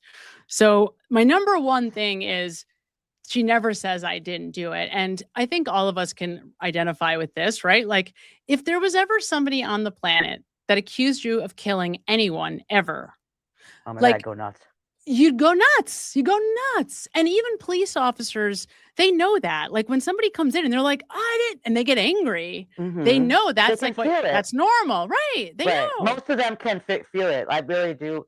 The more and more that I watch, you know, true crime every day, all day, and there's a lot of watching cops. I've like got like a list of my top like 10 favorite cops that I've seen on these shows, like all across the country. Sure. Yeah. I mean, like, of course. The ones that I'm like, I want to pick. They're like the ones. Can we pick them and put them right here? Like, let's move them to freaking Canton. You know what I'm saying? Like, oh God, please. There's so many. But I'd pick anybody. Right. Yeah, you're right. Or some of the guys that give the lie detector test and they like they take their input a lot. And you hope that they know, and then you see some of these people and you're just like, oh my God. You know, it's like. Yeah. Just, you know, for the most part, it's good, but not always. Okay, so here's here's some of the highlights about the lying that I think you were referencing a minute ago, right? So there's a pervasive pattern of lying and entitlement, right? So, for example, the lie, this is so, you're absolutely right, sister. I get who she is also. And that's part of it, right? I mean, that's what we do. That's like what people that are psychologically minded do, right? And so completely understand who she is, where she's coming from. And the lying about the toxicology, the call she has with the ME, did you hear? If you have not heard this, the call when she's where like, what's this? And he's like, that's this. Like, why didn't she say, when he said Seroquel, that was her medication? Right. You know, or that, like, oh, no. This, and like, no. So wait. You know? You're talking about the actual phone call with the ME. I'm talking about the call that she doesn't ever have with anybody. So what, like 6 weeks before the tox is done, she calls up Eric's father and Eric's best friend, Bryce. And she says, I spoke to the ME and this is what they told me. They told me that Eric, he had this lung infection. He had this white blotches in his lungs. And I told her, my husband's never gonna, you can't say it was COVID because my husband doesn't believe in that shit. She goes on and on and on and on. And it turns out that none of that happened. She never called the ME's office, never spoke to anybody at the medical examiner. She calls Eric's father. Oh, yeah. Yep. I feel like I've heard of this, but I don't remember her saying that. I get them. It's a whole thing. You got to go back. It's in one of my videos too. You got to listen. It's crazy. I mean, it's shocking to watch because she's on the phone with Bryce and her friend Chelsea. So she's told her best friend Chelsea. She's told Eric's best friend Bryce that she spoke to the ME, and she makes up this whole dialogue. And I said, you better blah, blah, blah, blah. I mean, it's nuts. And we found out right away from Eugene Richins. He got that call too from Kouri. And then hung up with Kouri, and Katie calls the medical examiner's office and says, we just got this call from Kouri who said that she spoke to you. And he's like, no, we never got a call from Kouri, and the tox results are not done yet. Okay. So I could kind of like write that off if I was like, well, personally. You could, but tell me how, like, why would you do that? Because, well, I mean, maybe not. Maybe, okay, I'm saying this based on the information I know, which is a lot more than the jury has access to. I agree with you. So I should be fair there. But so I go back to the body cam from the original night when she was like, scared to call everyone, scared to tell her kids like that he was dead, was afraid to call the dad. And yes, I understand that. Like, I can understand. So that to me, like, whether she killed him or not is irrelevant. Like that, I mean, it's not irrelevant, but I'm saying it. Wait. Time out. Scared to call is different than experiencing extreme shame. I know. Okay. But I'm saying I could relate a little bit to like that kind of feeling. Like, but I would probably not say it out loud and just suck it up and do it because that's what you got to do. Kids, that's, that's what you got to do. Exactly. So that's the difference. But I can kind of understand. It's like a personality type. I could see that same type of person sort of being like, I don't want to deal, like, when it comes to telling the family about the, like, I talked to the ME, being like just a way to just get them to like go away, but not really feel like being too scared maybe, or too like anxious or nervous to call the ME. So I could kind of write that off. That to me doesn't scream like she's guilty of murder. Like saying, not ever saying she didn't kill him. That does. Do you know what I mean? Well, but you got to explain to me why. Like, think that through though. Like, really think it through. So think that through. What is the benefit if you're Kouri Richins? Okay, whether you killed him or not, why would you want to try to manipulate your friends and family into believing that you have toxicology results before you have them? That's true. Like, I don't know. I'm asking. You would say like, no, but that does change it. Like, I was just going to say I should probably like listen to it, like, verbatim, but you're right. Like if in my scenario and what I'm trying to say is more of if she were to have called and sort of just been like, yeah, they didn't really say much, or they didn't, they weren't in yet, or I don't know. You know what I mean? That's So right. yeah, like Yes, going right. into a conversation with them does sort of like And then like, negate what I oh, he said. had this So in yeah, his see, lungs this and is he me. had This is how we COVID. think it through, right? This This is is what how I'm we saying. think I it could be through. convinced. I could be convinced. You know what I mean? And I'm somebody who like is always willing to hear what other people have to say. I want as much information as possible so I can Of make the course. best judgment call. So Absolutely. you But I guess know, that's the question to me. That's why these are all the things that like I would love to hear another reason that I'm not seeing, right? Because I agree that, you know, grief right. can show up in many different Right. ways. That's what I'm saying. If he really is dead and she didn't do it, like, and she's being accused of it. Do you know what that? If that was me, do you know what that would Yeah, do to me? but that was, you got to keep that though. Like I agree with that 100%. And let's keep that there because I don't want to let that fear impact my ability to see the information clearly. That's true. Right? Like that, you're right. I agree with you about that 100%. Like I don't want to, you know, oh, this person, you know, is guilty if they're not. Of course not, right? And that's why I think the jury should veer on the side of caution. Right. I mean, and we do have different information. I've also spent side by side with like almost 4 years with somebody who was wrongfully convicted of a crime. So, and I saw that like what it did to this person. Oh, and of course. It was, yeah. Horrible. Really like, yeah. It was. It's absolutely horrible. And you know, at the same time, so is like somebody brutally murdering someone else and they deserve to be going to jail.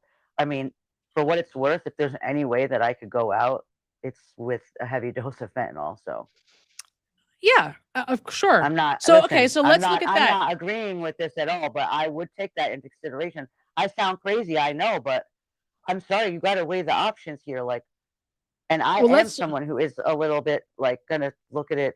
I get it.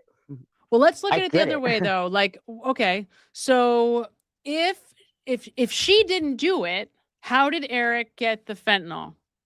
If so, let's look at it this way. So let's take a minute to do this. If Kouri, how did Eric get the fentanyl if Kouri is not responsible? He got it from her. She's responsible for getting the drugs, I believe. Say more. I think that if anything, they were like using it together. Like she was the one that provided it. I mean, didn't they prove that? I'm sorry. I mean, if you don't, I mean, unless you really don't think. Well, we know she got drugs. Right. Is that what you mean? She did get drugs. We know that. Yeah. Yes, she had drugs. So that's not a coincidence. I'm not like an idiot. Well, that was on my list came too. From her. Okay. So in your mind, you're saying, all right. So you're saying that he definitely took those drugs. No. Right. Okay.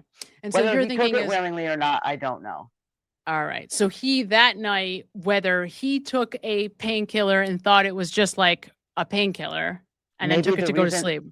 Maybe one of the reasons, other than, you know, everyone's so sucking money, but maybe one of the reasons that they were staying together was because they had like a connection with drugs.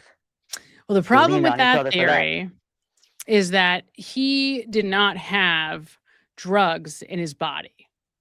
So the problem with what you're saying is twofold. Okay.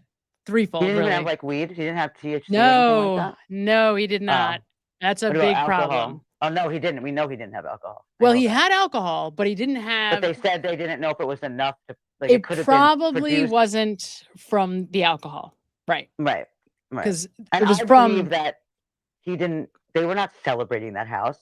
There's pretty much proof that he was like not on board with buying that house and didn't know what was happening. I feel like there is a text I think from him that says he wanted to celebrate. I think there is one. Yeah, I think so. So I think they were. So apparently, well, this is a whole nother thing. But before we jump to that, let me stay with the other thing because here's the problem: the THC gummies doesn't hold up. There's no THC in his body. That's number one. THC is the drug that lasts the longest. That's a big problem. That's ridiculous. Right, because if he was taking THC gummies the way the defense is claiming, then we would see THC. There'd be evidence of it. There'd be evidence of it. There'd be THC. Would be leftover. Not only that, but if that was something he did, there'd be bottles of it, leftover like little gummy packages, probably somewhere there in the are garbage. Leftover gummy packages, but the thing is, there's no actual THC. There's no cannabinoids. There's none in his body. In his body, right? Right. So he seemed like a clean guy. He was, I think. But like, yeah, I think so. Yeah. Yeah. So you I missed the feel like- beginning, but like a guy like that doesn't start going down to Mexico to take fentanyl pills. Like, okay, no. I Right. think it would have been Kouri that was like his. She clearly is the one that like. He's like the good. It's like he's more like he's the good boy, and she's kind of like the edgy one. So, but here's the problem. That's how with I- what you're that's what I saying. see There's so many issues with this, right? Like, so here's the thing. Kouri is trying to sell a story in the Walk the Dog letter that her brother Ronnie was talking to Eric on a football game one day at her house. This is the story she wants him to tell, her brother to tell Sky. And they were talking about how when Eric goes to Mexico on his hunting trips, he stays at a place where the cartel is and he asks them for fentanyl and pain pills. Okay. Yeah, I know. And then you know what's even worse? So like I recently went back and watched, I think it was 48 Hours that they did on this. Okay. And her parents are on it. And she tries to like back up that story, and it's so bad. Oh, it's almost wow. like verbatim. Yeah, it's that kind of made me go like, ugh. After I watched that, I was like, yeah, she did it. Oh, I gotta think see she did it. that. I don't want to like, okay, personally, I think she did it. Right. I don't want to, but like, you know, I don't know. So it's tough. I don't want to say that. I don't want to put out there that I don't think she did it, and that I think she did it. No, I hear what you're saying. I think that there's like a little part of me that goes, maybe she didn't. Like if somebody asked me how sure you are, I'm not 100% sure. And that's like, okay, but you know, here's what I would say. Okay, well, I guess somebody could argue Karen Reed hit John O'Keefe. you could get me. No. Oh no, but it's possible. There's a No, it's world not. where maybe that No, happened. we proved it. No, but we proved it. Okay, but to me, this is the same argument. Like what you're saying to me right now is like, well, in some world, some way, Kouri Richins maybe isn't guilty. That's how I fair enough. That's fair enough.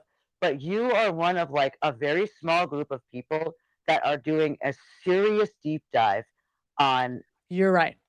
I agree with both that. of these people, and unfortunately, that's not what the jury is. They're not allowed. I mean, agree. can you believe that they had the balls to let everybody both sides rest, and then they make so they have nothing else to say but what, like closing arguments and jury instructions, and they make these poor jury go home for like pretty much like a 4-day weekend. Don't say a word to anyone about anything. Don't look anything up. Don't. It's like, okay, well, just live in my room and stare at the wall. Like, are you? I kidding know. me? I It's know. like I mean. know. It's like send them to felt so Mexico bad. or something, bro. I know. What? I know. I'd I know. I rather be felt so bad. sequestered. I know. I felt so bad for them Yo, when you I'd said probably that. call you up and be like, I swear to God, if you say, you know what I mean, a word to anyone. But I certainly wouldn't say anything to like our mother. She likes to talk. I love her mother, but you probably wouldn't be the best one. That's so funny. You know, Totally. but, like I would explode. Like I would hope that like you had someone that like you could trust, because how could you, you know, like I don't know. It's just I explode after like 5 minutes. I like want to go home and I'm like be with the, you know, throw on YouTube and like feel like I'm with my people that I can breathe with. I'm like, oh, I put it on and like the chat starts coming up and I'm like Totally. I've like literally been watching Peter, the lawyer, you know, like every like at 8:30. I feel like I'm like falling asleep with this dude's voice. So, like, Totally. but he really is great. He really is great. He's great. No, he's great. Thank you, Susan M814. That I was really a appreciate great that. video. Yeah, That was a great video, Sam. That It's a really great did. video. It was. It is a great video. It was. I mean, I hope that body it gets cam out is there so more. helpful, right? It's so helpful. I couldn't wait when the whole thing came out. I was like, yes. It's hard so to watch, but helpful. it gives Oh it my away. God. Yeah. The cops really right does. then you could tell that they thought that she was guilty. Oh my It God. was- Well, it was- let me show you this. was This is weird. wild. Let me show you this. I'm not going to show you the whole thing because it's too much, but let me show you a couple of really strange things right away about this interview. I'm not going to do a full analysis. All right. So my husband. Oh, I love this. Okay. This is great. So we're only going to watch the very, very beginning of this because I just want you to Okay. see some of this. It's crazy. Okay. This is crazy, you guys. It's so crazy. So, all right. So Oh my God. I slow it down, so you're not going to get like the full effect of this interview if you haven't seen it. We'll have to do a different time. But watch her in as she answers the question. Like, so what happened? Now, by the way, if you missed Oh, this, she never the other says day, anything. she never wrote this book.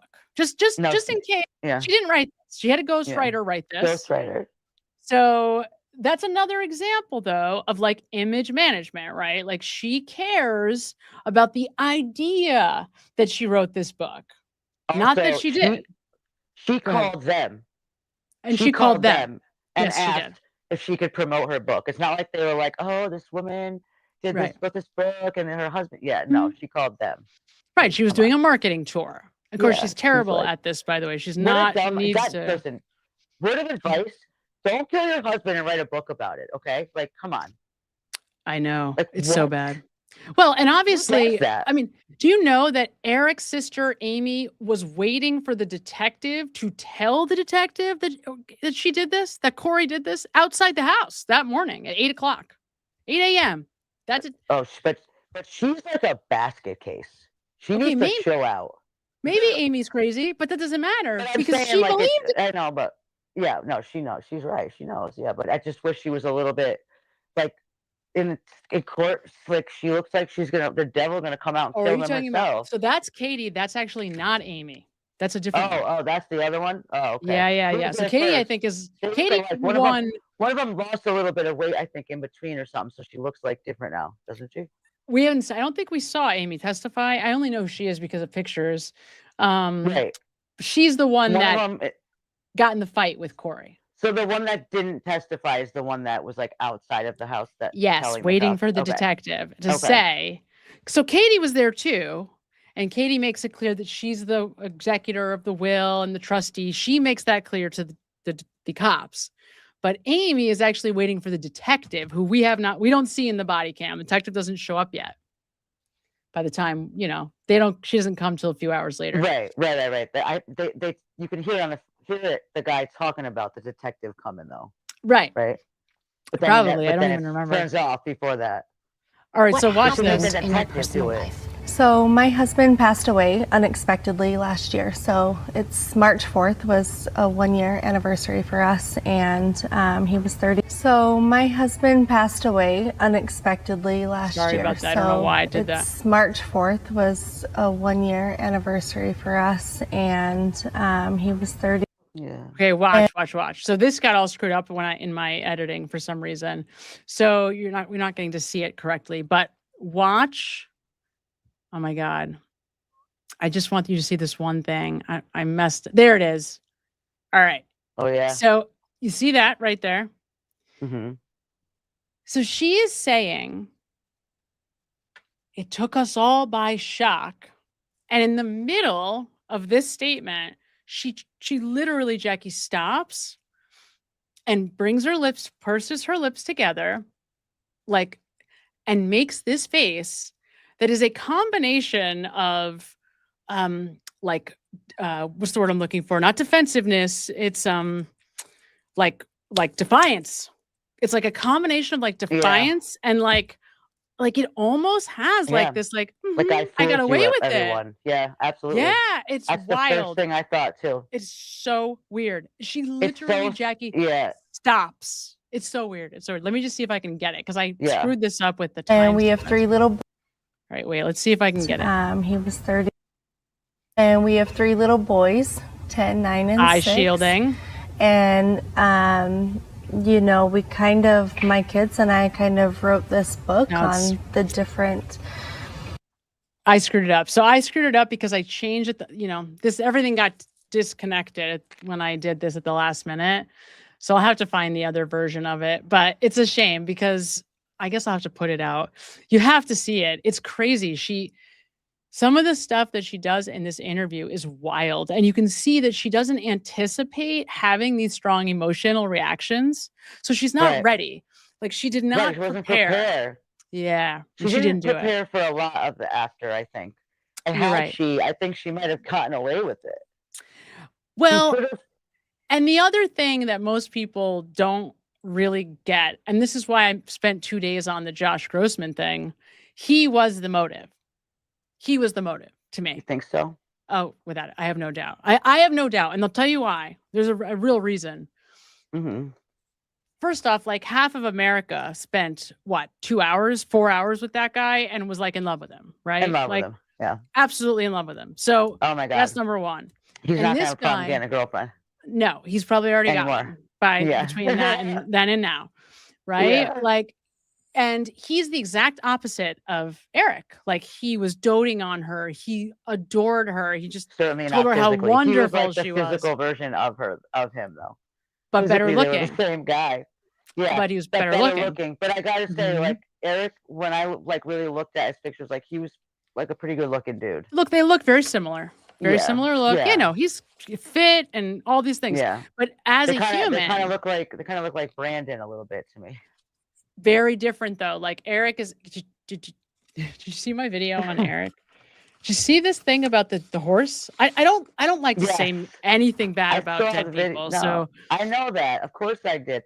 I don't want to say negative things. The kids on the horse and he like was like right next to them just in case they fell asleep. Wait a minute. Like, is it? I'm listening to this, right? Hey, I know. Just any like ride horses. Is that normal? Like, no. Is it like? Is that like safe? I don't understand. No, it's not. How old were these kids? Like no. He's like 6 years old. No, it's not safe or normal.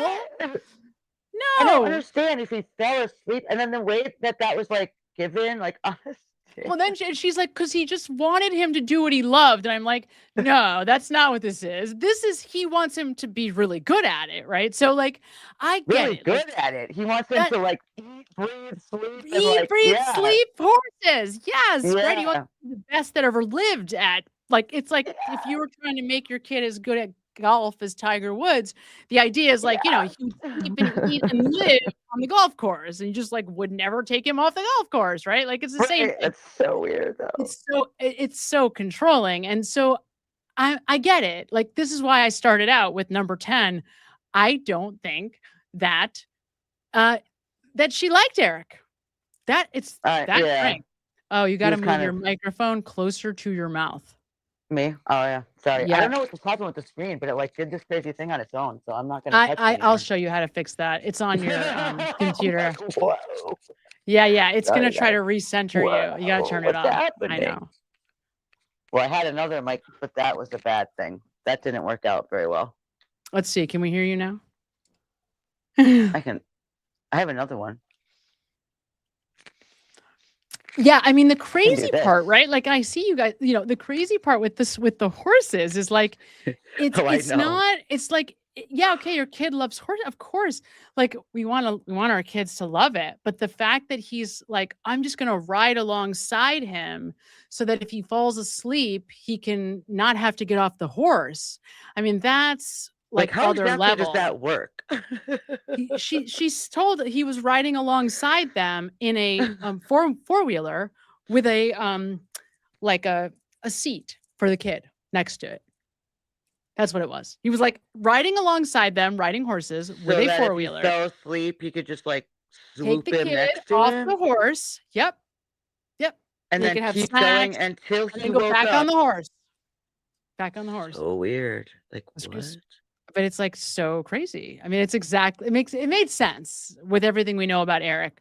So that's part of it. Thank you. I gotta say, Cynthia, she is, but she's good though. She's but I good. agree with Cynthia. No, I don't think they proved it. I don't think they proved it either. I'm with you. If I was on that jury, I would be having a hell of a time because they don't have all the information. Maybe they need somebody though. No, but maybe they do need somebody because it's important for it to be seen that way and then let everybody make their decision. I don't want to say because they need someone to convince them she did it just as much as they need someone to say like whatever maybe she I'm didn't. trying to say. Yeah. Right. I mean, But I think agree. no, I agree. I think we all need to be sure. I am never going to forget when Alan Jackson said, if you think that she did it, or almost certain, or if you're, you know, if you're pretty sure she did it, you vote not guilty. I'll never forget. I mean, I fell asleep to that speech, but like over and over. But that's like how I measure it now. It's just that's what it is. Has to be beyond reasonable doubt. Right. And I'm sitting here watching with EDB, and all of a sudden they both sides rest, and I'm like, oh my God, I know. She might get away with it. Like she might. You know, I'm not gonna like cause an uproar, okay, if she does, because I don't think that they proved their case. So I wouldn't be surprised. It'd be more like it'll be a little bit of a relief if she gets convicted. Oh, this is interesting. So my Sunshine 326 sends 499 says, have you read that her mom's partner died from Oxy also? And she had recently made Lisa her beneficiary. Jury doesn't know this. Oh, I didn't know that. So when was that? That's really interesting. So we're saying that mom's partner recently died of an Oxycontin overdose. So that's interesting. So. If that was true, I mean, we know Doesn't she have a stepdad? The family, the addiction is obviously all over this, right? Yeah. I don't know what the story is with the dad now. What happened there? I just think her mom's a very bad liar.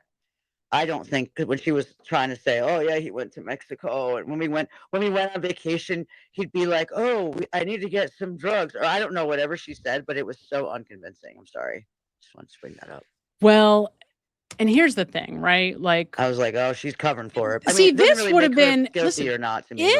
If this was true, okay, if what my Sunshine 326 is saying, that mom's partner died from Oxycontin, this would have helped Kouri.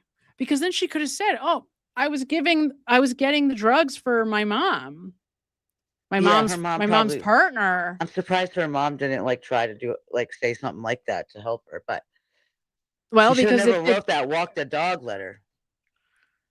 But this is the thing about her. This is the problem with Kouri. She is such a manipulator, Jack.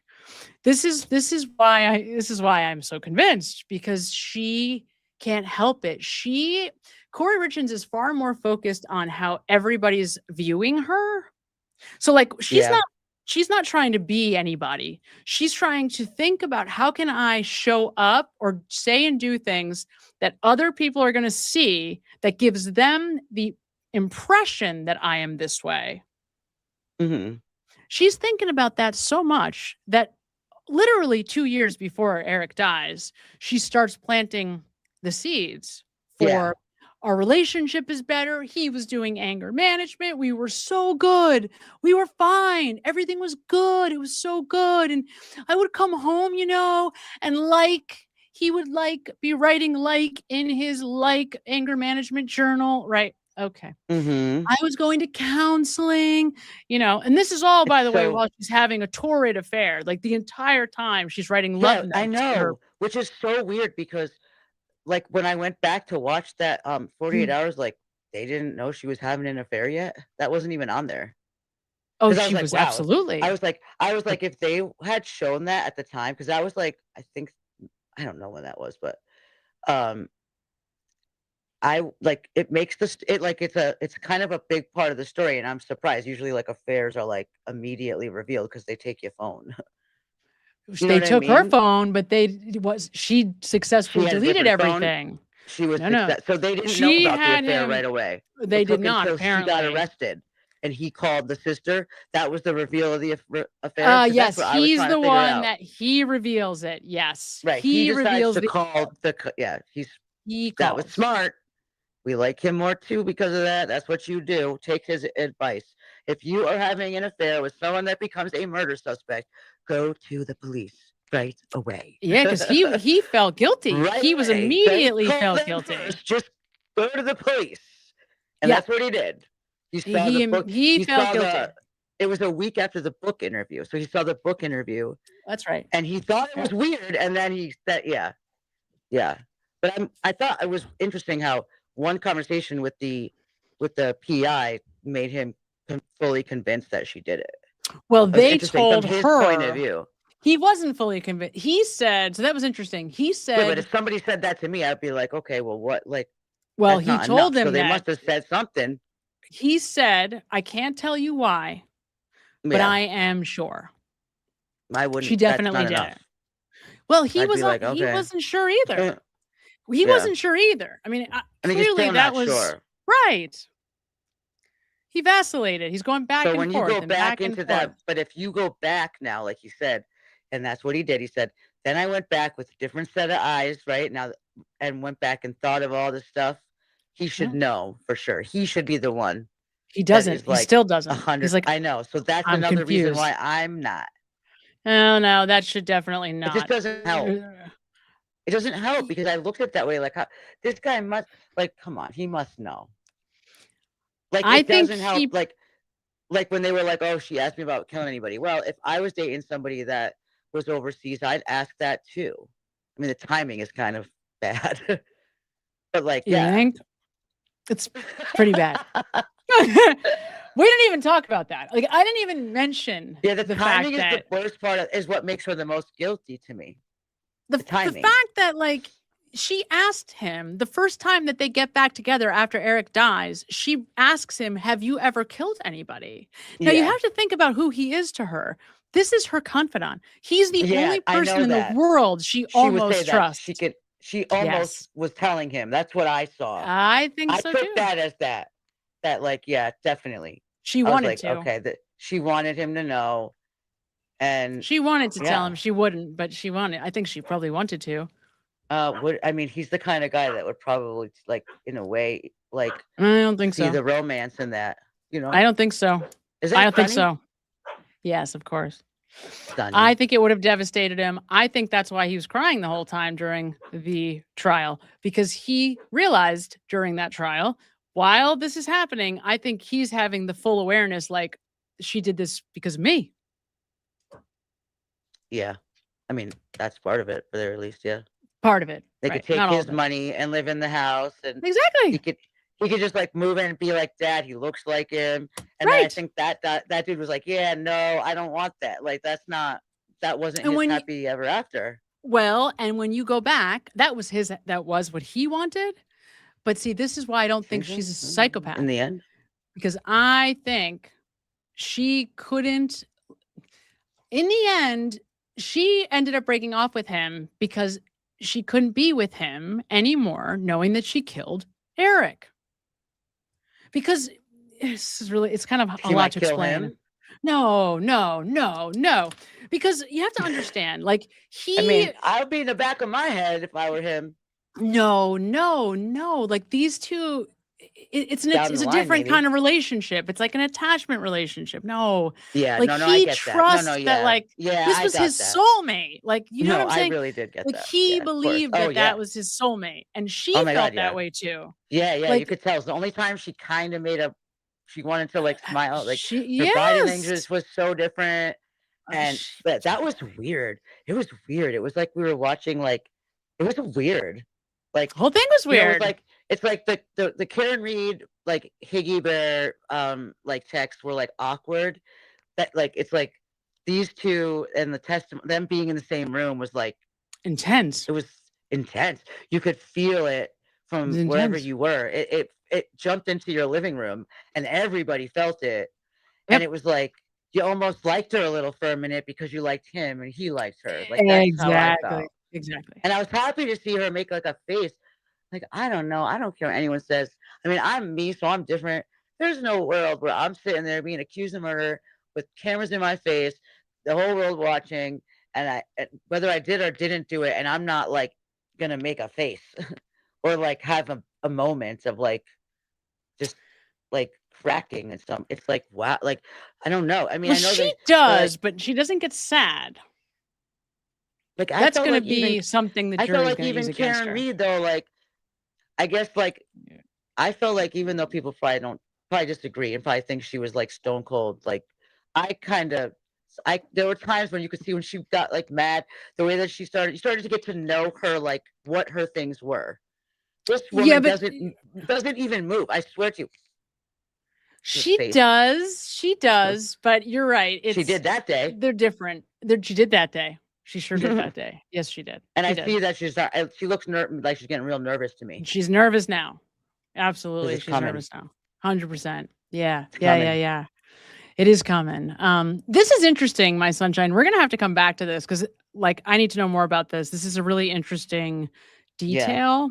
Obviously, mom's a gambler. Dad, killed someone from alcohol, his alcohol addiction. It's in her bones. This is the reason why I am struggling to see her as, having psychopathy versus addiction.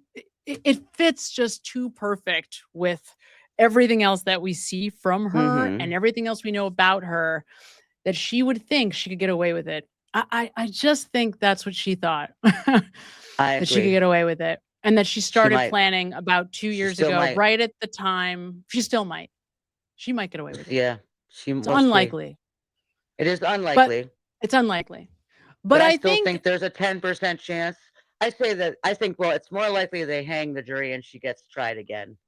I think I know that's a rare thing that happens, but I just don't think that 12 people are going to say, I don't know, maybe 12 people will say that there's not enough evidence, that they didn't prove their case. I think this is why I don't know. I'm interested to see closing arguments. I'm interested to see closing arguments, and I'm interested to see like the jury instructions or whatever. That, like, learning a lot from the Karen Reed trials, like that stuff matters, the way that they're instructed and how, one of the last things AJ saying, if you're pretty sure she did it, that's still not, so not guilty. So, like, if it ends like that, I don't know. So we'll see. I think, well, I got to come back. I think, okay, cool. I will look for it in a minute. I think that I am less confident now after everything than I was at any point before. I think there's a possibility that she's found not guilty. I think it's possible. I'm definitely going to take a look. I will look at that. Thank you so much for posting it. Let me read this too. At DVJ0456 sends $5. Not defending Kouri, but the fact that she was having an affair, couldn't that be the reason things were being deleted? 100%. Sure. No. Yeah. Oh, no, I think that's a big part of why. But for me, as I said, she did a good job. She may get away with it.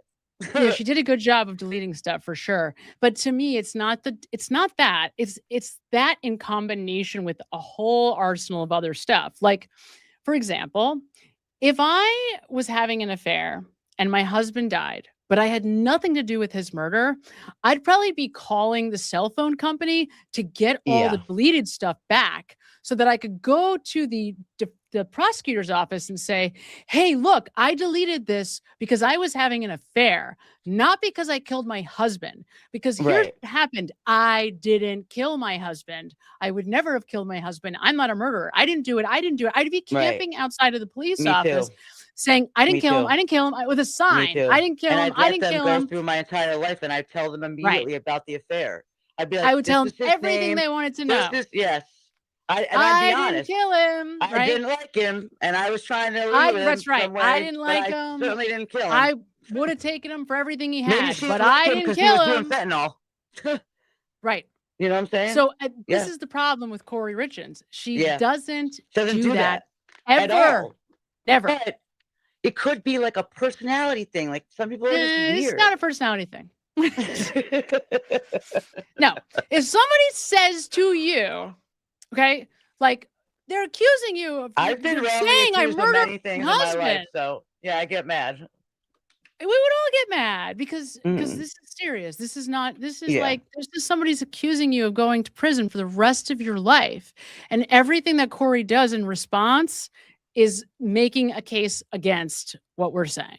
Like, she does the opposite. She tries to double down and lie and cover up. Double down, lie, cover up, bring other people into the lie. Double down, lie, cover up, bring a whole other arsenal of new people in and get them to lie for you. Yeah. Write a book about grief, because in Kouri's mind, it makes her look innocent. Yeah. The book to me. Of course, to everybody else too. I don't think because like they say, because to the cops, that was like the nail in her coffin, and then they arrested her like a week later. Yeah, And it I was get close. that from their perspective, but like in a way, she's just like whether she did it or not. I mean, she's clearly like kind of greedy, is like worried about money, like always looking for like the next big thing, wants to be successful and have that like dream house. I mean, that's who she is, and that's fine. I'm not going to hate on her for that. Well, but here's the So, thing. like, We have to clarify. Wait a minute. Time out. She doesn't. No, she wants. What matters to her is that other people see her as successful, but that's different than being That's so successful. true. You're right.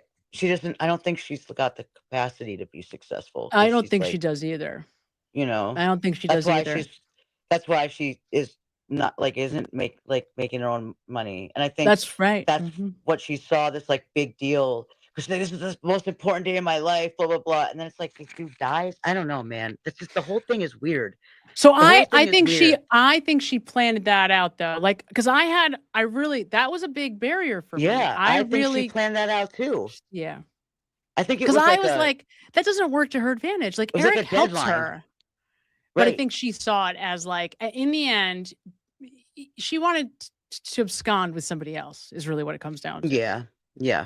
Because he was allowing her to live, like to use money, like play money. Like Eric was giving her like the ability to just like use money like Monopoly money and still have a roof over her head and still have nice things because he was so stable. But at the end of the day, I think she just didn't want to be with him anymore. She just didn't want to be with Eric. I don't either. I don't know why she killed him. So because you know why? Because she worried about her reputation being ruined by Eric, by the kids. She worried that the reputation would be ruined by Eric's family, that they would try to take the kids away from her, that they would show her a lifestyle she couldn't afford.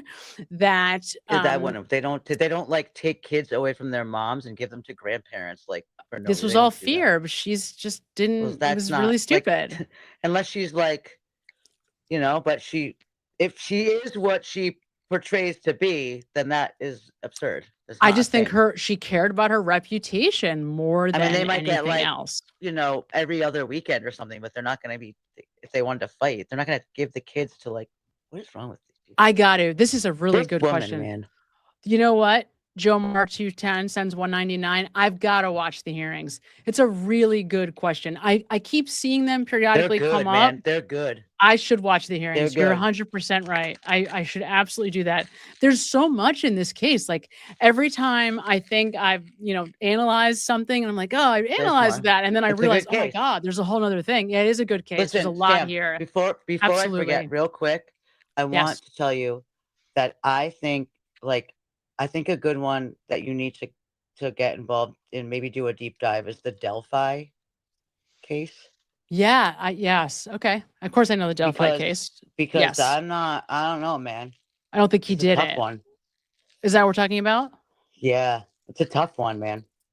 Yeah. There's a lot of, I only know a preliminary It's a good level. one to like really, because this one's so sad. Like you want to find the two girls. I know. I mean, horrible, bro. I know. Yes. Yeah. I know. Different story too. So let me answer the Zadie yes. He wasn't. I don't think she was in shock. So, but the question is, could she have been? And the answer is absolutely. People can be in a state of shock. Yes. However, there's so many indications that that's not what was happening here. And there's so many reasons. It's like a long list. She's still managing. She's still in her mind. Okay. I wasn't gonna, I really debated doing this because I feel like it's so important, but I don't want to I don't want to take other people's grief and like leverage it for our, viewing enjoyment. But one thing I would encourage people to take a look at, if you have never experienced extreme grief of your own from loss like this, take a few moments. Don't do this for long because it's really sad and it's heartbreaking. But spend a few minutes, go on YouTube, listen to people who are grieving the loss of a loved one suddenly, and just like listen to them talk about the loss of this person that they loved.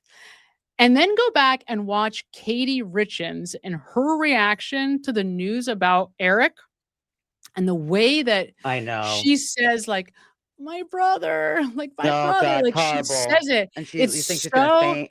It's horrible. she's devastated, and you feel it in your bones just Oh, yeah. hearing the sound, right? Yeah. There's never a time with Kouri. But you feel like that with her. Ever. Never. Never. not And I'm once. not It's, like, saying that I not feel like she's like, faking. not uncomfortable to watch at all, actually. Right. That's right. There's Which no is, like, moment. not the way it should have been. Right. And as a therapist, we're trained to pay attention to how we feel when somebody's around us. That's part of our training. So, because if I'm feeling it, that means the person that I'm talking to or that I'm in a room with is probably vibing that way too. Like, that's why I'm feeling it, because, you know, we're empathic. We feel everybody's everything. So it's part of our training. So if I'm watching Kouri and it's not even like giving me, I'm feeling no sadness at all in my body, that should be an indication that something's not right. And you may not even realize it. And the only reason I do is because I'm trained to think that way. But that's important. Right. And I think with Kouri, because it's so like, oh, my brother. You're like, oh, Yeah. it's devastating. It's awful. It's awful. It really was. And then she's like, And the boys, my boys. Like, Yeah. where are the boys? Yep. Their dad, you know. Then you started thinking, oh my God, like her sons. Like, why is she not doing this? Why isn't Could she you going imagine? under the kids? Did you see? She goes, the cop asks, like, where your children are at, and she says that she knows that at least one of them is awake with his ear up to Two of them the are, door. with their ear And right there. She knows I that. would run up the stairs if I knew that and rip the door open. Like, I would never allow my kids. Wait a minute, though. Wait, there's have to do wait. that. Time That's out, though. crazy. Jackie, the reason why that's like that is Wrong with because her. they were awake. They show up when she's on the phone with 911. The sons come in the room, and she's like, "No!" And she goes and she slams the door, Oh, that's and then really opens great. it to That's let not the gonna cops make them want. in. So she's the one that put them in their rooms. That's how she knows that they're there with their ears to the door. It's That's why she insane. knows that. That's horrifying. It's horrifying.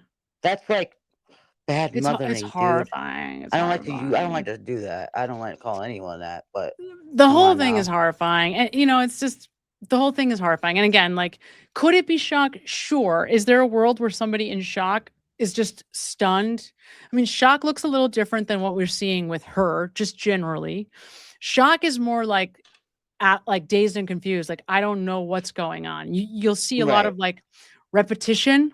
Somebody saying the same thing over and over again. Like, I don't know. It's very like dazed and confused. I don't Yep. know. I don't know where I am. I don't know what's going on. I'm confused. You'll hear and feel confused watching somebody in a state of shock. We don't get that from her. And all of those things are, like I said, any of these things by themselves are not indicators. It's when we add them all up. That's when it's like, okay, like there's something very wrong here. Now, the funniest thing, I think, if you've been watching my videos, you know that I always say, it's like a joke. And literally, it's like a joke. Like when you're like in school for deception detection, the very first like scene that they lay out is somebody calls 911 and they're like, I just walked in and found them, you know? Yeah, that's crazy. And that's exactly what she said. That's exactly you what don't she start, said. You call and you say, the very first thing I would say is my husband is cold and dead or unconscious or something's wrong with my Not husband. breathing. Mhm. Not anything else first. Like whatever the issue is. You don't What start out happened? with, you don't like start at the beginning of your day. Well, I woke up this morning and then I walked, got dressed and I took a shower and then I walked down the stairs and he was just laying there. It's like, oh, dude, that doesn't. No, because we're No. not here to talk about you. No, it's like you We're here to talk instantly. about- If you're trying to get help for someone, you can't even care. get the words out fast enough. You know what I'm saying? Because you want to get Exactly. help. You Like, got you're it. just like, That's hurry right. up. That's what that's another indicator. Like if you're like, hello, where are you? Like people that get mad because they don't think that, like they'll say something like something horrible, and then the operator is like, is she breathing? I start asking questions, and then people get mad. Like, where are you coming or not? It's like, yeah, they're coming. They're not gonna like tell you that. Right. Like, She was, Kouri has that happen also. Did she does? I don't remember. She's like, well, are you, she's like, because the woman is trying to get her to give Like, are you coming? I don't CPR. remember the night. I remember the She body does cams, say and that. I get them all mixed up. I watched So, too many of these things. That's because the 911 call in its entirety just came out like 3 days ago. It was not out until like literally so 3 days ago. I heard it once. Okay, I heard it once. At the very beginning, we only heard the very beginning. Now the whole thing is out, and that's when you hear about the kids. And that's how I learned. I can't wait to listen to it. That the kids were awake. That's how you learn the kids are awake. That's how you know that the kids are behind the door, behind there, with the ears to the door. Okay, so I must have heard that a little bit. I heard you probably heard the beginning that we heard during the opening statement. They cut it off. I've been doing like the recaps with Peter, so whatever he talks about. Oh, he might have done it recently. He probably clipped it. Yeah, or maybe Emily. I'm not sure. But yeah. I'm sure some of it was played. I clipped Absolutely. from them to just Court TV, and then I watched your videos, and then I watched 2020. Those were right after the verdict. 100%. Dayline this weekend. Dayline this week. Next weekend. It's really? Kouri Richins. Yeah, they always do that. Do they? I don't even know. One was literally the night. They never do that. Like they would at least wait till the proper night that it airs. They just whatever. It was the verdict. It was the verdict. Yeah. No, I remember that because the next night was when the McAlberts were on. We were there. Yeah. No, I remember. Yeah. That's right. The one and then the other one they played the next night, which they don't do either.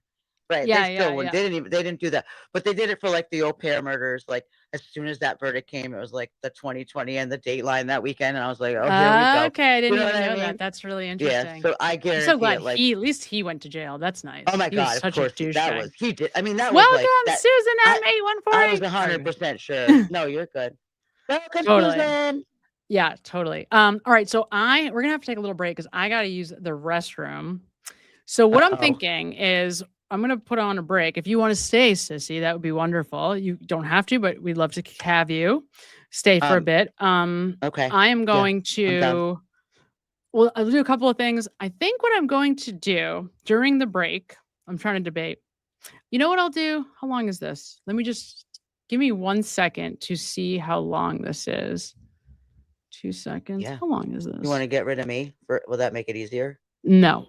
So this is long. All right. So you know what I'm going to do? I'm debating. I've got 2 other videos that I really want to show. And I'm realizing right now we're never going to get to both of them. So I have to make a decision. Got to make a decision. All right. I'm going to play. We're going to take a little break. The break is going to be shorter than this video. But this is a video that is the beginning of my adventure into explaining to the whole world why it is that we should be more mindful. I'm shifting gears. I'm going to a different trial. Why it is that we should be more mindful. And don't worry, my sunshine. I'm going to come back to the link too. I haven't forgotten about you. I really want to see that. This is the argument I was making earlier, sister. Why Sarah Levinson and Julie Nagel here we go. Are much more important to the Karen Read case and to seeking justice for John O'Keefe than anybody at this point has been willing to acknowledge. Oh, right? That's very interesting. Okay. Yes. Right. So I think, and Karen also, I don't know if you know this, but she dropped her motion, the 60-page response to the McAlbert's motion to dismiss today. Oh, really? Oh, yeah. Really? So that's, I have it. I have the Google Doc if you want it. Oh, good. It's a little frustrating. Everybody already heard my rant on this. Another story entirely. But before we get to that, let me play you the beginning of my video.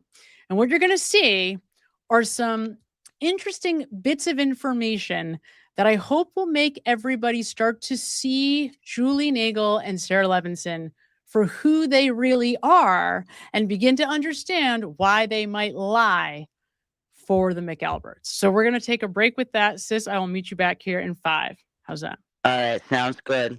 All right. Bye. Goodbye. And let me get this off. All right. I will be back in 5, y'all. Let me add this to the stage. There we go.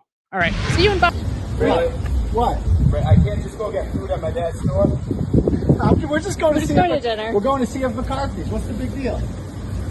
Oh, God, what's happening here? We're just going to see if McCarthy. Call the police. We're just going to dinner. Bro, chill out.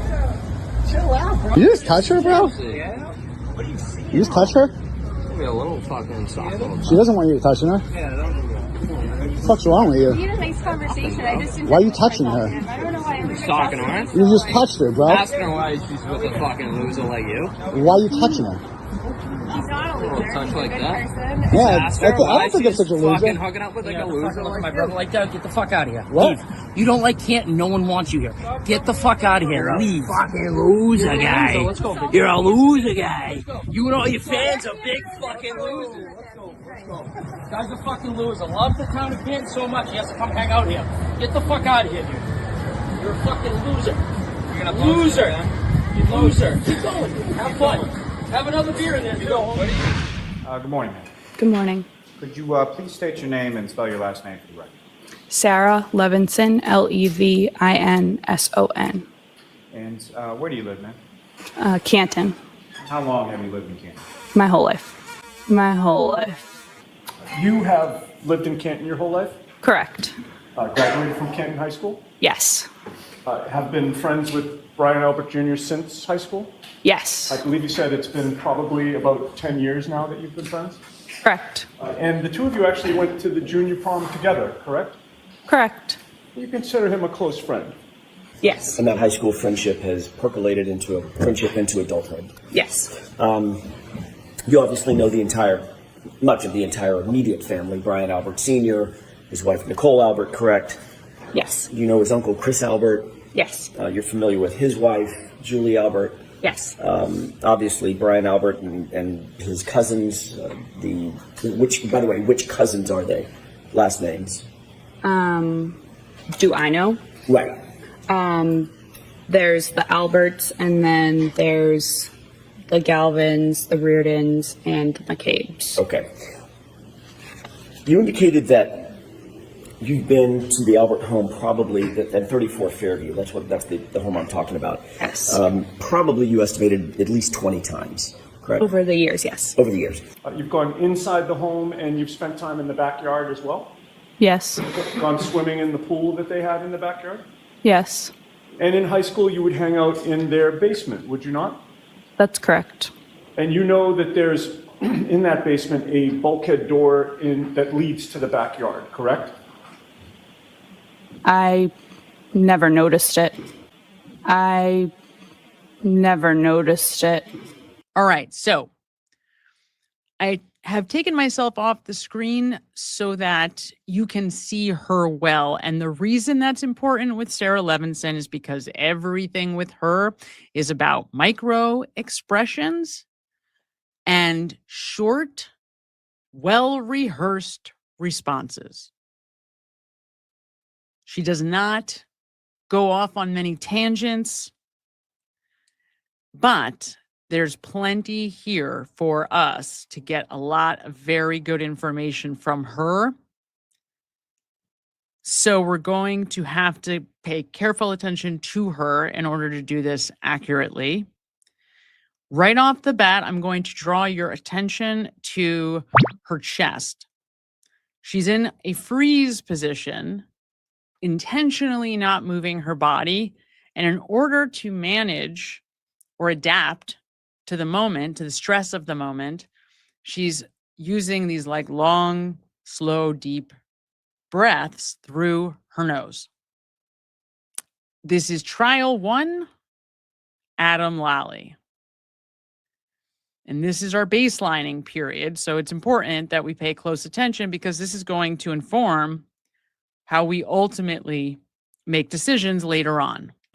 And who, if anyone, do you live in Canton with? My parents.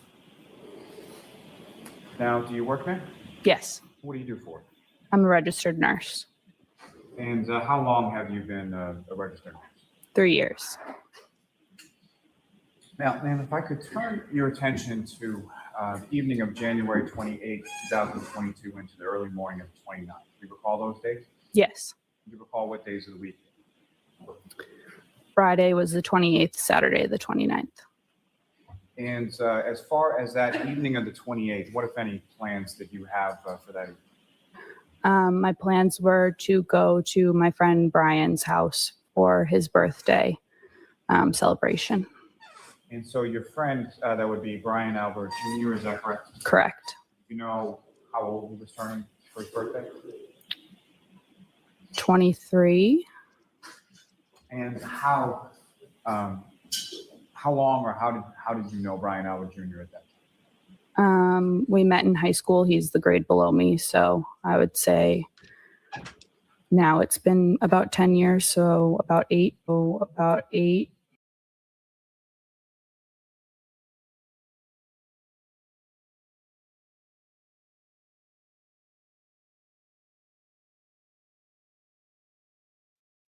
Now, she's grown up in Canton her whole life. So has Brian Albert Jr. The odds are good that she's known him for much longer than she's saying. Maybe didn't know him personally, maybe wasn't friends with him. And that's where I'm guessing the sensitivity is coming from. But we'll put a pin in this. Right away, we see when she wants to misrepresent something on purpose, she's going to reduce commitment.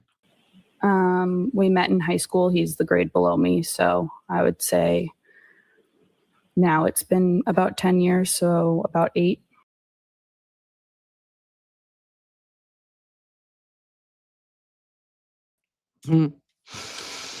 It's so fun learning about Sarah Levinson, I have to tell you. So like I said, this is kind of a preview.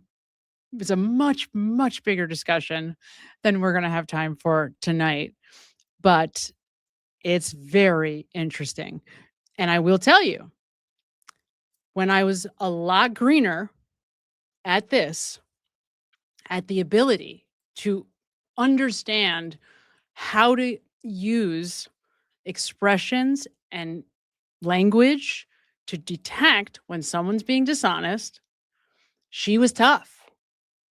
I couldn't see it. Right? It's like, well, I'm trying and I'm just not. But the last time that I went in, I was like, you know what? I haven't watched that in a while. Let me go back in. And it was just like, whoa, this is like a whole nother universe now. It's like everything this woman says is bullshit. It's wild. It's wild. Wait till we go through it together. I can't wait. I can't wait to show you. It's wild. It is wild. And of all of the witnesses, the way that her strategy is so much better for lying, that she fools most people. But it's a very simple strategy. Don't ad lib. Say as little as possible.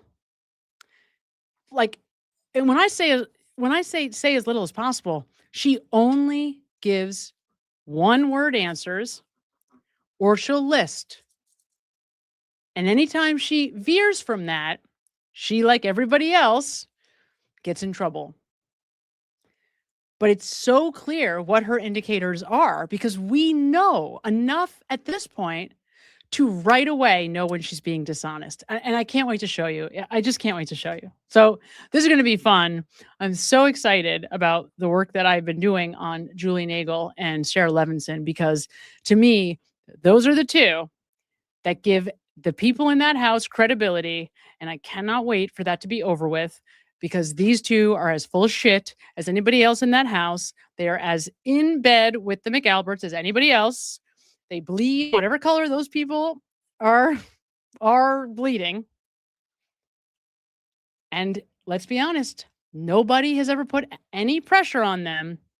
Any real legitimate law enforcement officer agency has ever put any legitimate pressure on them with their feet to the fire to say, hey, you guys want to go down for a conspiracy to murder a police officer charge? Because if you don't, I would probably tell the truth right now. And I think life would be really interesting, really fast, if somebody were in a position to do that with these two. Be very, very interesting. Like, how much do you bleed whatever color, right? How much do you really care about your buddy, Brian Jr.? So anyway, We're going to get that. We're going to bring that back very, very soon. Don't you worry. I promise you we're going to be focusing on that because it's so much fun to do. I have to figure out how to edit it because my first pass at Sarah Levinson alone, a full read, literally 15 minutes took an hour and 20. So I've got to figure out how to, just streamline it, make it much more amenable. Otherwise, we'll be doing 8-hour-long videos together. And I love you guys, but I know you don't want to see that much of me. So, all right, Sissy, I'm bringing you back up. Let's bring you back up. Let me ask you, and this we're going to just distracting for a moment from. Can you hear me? She can't hear me. No, we hear you. Yes. Oh yeah, we got you. Hear me? Does it sound okay? We hear you. Okay. You sound okay. Yeah. All right. Just want to make sure I got the chat up. We're good. I'm in. Okay. In, sorry. I feel bad. But what I was going to say is, what do you think when you think about that night? What happened in 34 Fairview? Mm-hmm. What is your opinion of what Julie Nagel and Sarah Levinson know or don't know? Okay. So I'm going to be honest. Mm-hmm. I'm really starting to think, and I know, sure, Loophole's going to have a field day with this, but I'm really starting to think it was the dog. Like, it was like the dog attacked John. Okay. And it caught him by surprise. And well, that's not okay. I don't want to get distracted by this, though. I'm asking you. I'm not, but I want to say that first because that interferes. Like that has to do with what I think they know. Okay, that's the answer. That's the question. Yeah. Do you think they saw whatever happened? I think that they know that they have an idea, and maybe were like pushed out or something. I don't know. But I do think that they know something. Yeah. I mean, I think they know something. I don't think it was like they have no idea. No, I don't. Okay. I think they know little. I think they know very little because once these people left the house, I don't think that they were ever like spoken to again. I don't think they're like in on like chilling at the Minion meetings and stuff like with the McAlberts. Like, no, I don't think that. I think they're young and like impressionable. And it was probably like, they got them out away. Like they didn't really know at that time. I don't think in any way, shape, or form that they knew that he was dead. That there was like no. I don't think. Oh, okay. So you don't think? Oh, that's interesting. All right. Yeah. Well, I think that they knew something happened because I believe it was the dog. Okay. Well, I have lots of reason to disagree completely with what you're saying, but I understand and I love you and it's We're trying fine. to get to the bottom of it. That's right. And that's why it's okay. Me and Vince fight constantly. I know. Away from live streams. So it's fine. We all fight constantly about this, but I love it. Like you said, because it forces me to be like, all right, wait, why do I believe that? Why do I think that? And I will tell you, because of him, I went back and looked at the Jennifer McCabe 911 call again, and I couldn't believe it, Jackie. I couldn't believe it. I had missed I think there was a fight. Huge I things. don't want to say it was just the dog. I do want to say, I think that the dog attacked because there was animosity or something towards John. So agreed. Yes, like I totally agree that like. I mean, it seems to me like a setup for a fight from the waterfall. I'm in on that theory 100%. Did you see the video that I put out with John? It's new. It's very new. It's not something you probably saw before because none of us saw it before. I caught it. Probably not then. So I caught it because 2 Mondays ago, we ran the waterfall video because we finally got it. Because thanks to Kouri Hopkins, who's the greatest person and lawyer in the world, we finally got the raw video in its entirety. And I went back and I cleaned it up, whatever. And so we played it. And then somebody in the chat during our live had drawn my attention to a timestamp. So when the live was over, I went back, looked at the timestamp, and then just kept watching. And I caught this. And it's 2 seconds, so I can bring it up. This is what happens. And I know many of you have probably seen this already, but for my sister, because you haven't, I want you to see it. This is after all the Higgins, the Alberts and the Higgins have left. So this is just the McCabe's, Karen, John, and the Kolakithis people are in the bar. Yep. Okay. So give me a second. Let me grab it. Because if you haven't seen it, it's definitely worth seeing. Just give me 2 seconds. I'll be right back because I've got to pull it up. There's so much. There's so much going on. It's crazy. All right, here. Take me 2 seconds to get it. Somebody said because John threw a punch. Yeah, I think that's probably accurate. Maybe John threw a punch and then that pissed the dog off. And Yeah, I so think let the me dog show was already you. mad. And I think I'm going to show you this. Watch this. So this Jackee is, oh my God. For whatever reason, I didn't put the timestamp on here because this is actually, you know why I didn't? Because I was so eager to get this up. And what you're about to see is literally me taking my phone and taking a screenshot of this video while it was playing on my computer because I wanted to send it to our chat to show everybody this. All right, so sorry, you guys. I'm trying to get this up. Here we go. All right. I see some. Go ahead. Here it is. I'm looking forward to this. Okay, here it is. So this is probably 2 minutes approximately. I'd have to go back and look to see the exact timestamp after they walk out, right? Higgins is waving. This video on. Yes, I put this video on. For whatever reason, I didn't watch it. Like I had to walk away, and then I just forgot. It's 12 seconds. I remember this. So it's really short. No, go ahead. I remember. All right, this. so you got to watch him. Just watch John really closely. Okay. So he does a little dance. This is not the same dance we've already seen. I know, right? Now watch. He does the boxing move. He seems like a cool dude, man. You're not watching. Watch again. I'm watching. He's doing the. Watch. Very close. Watch his hands.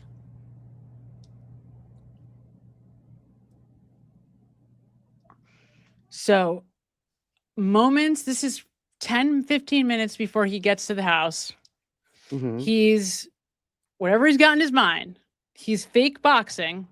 And he's doing it even at the very end there. There's another 1-2 he's doing real slow, real subtle. He's very drunk.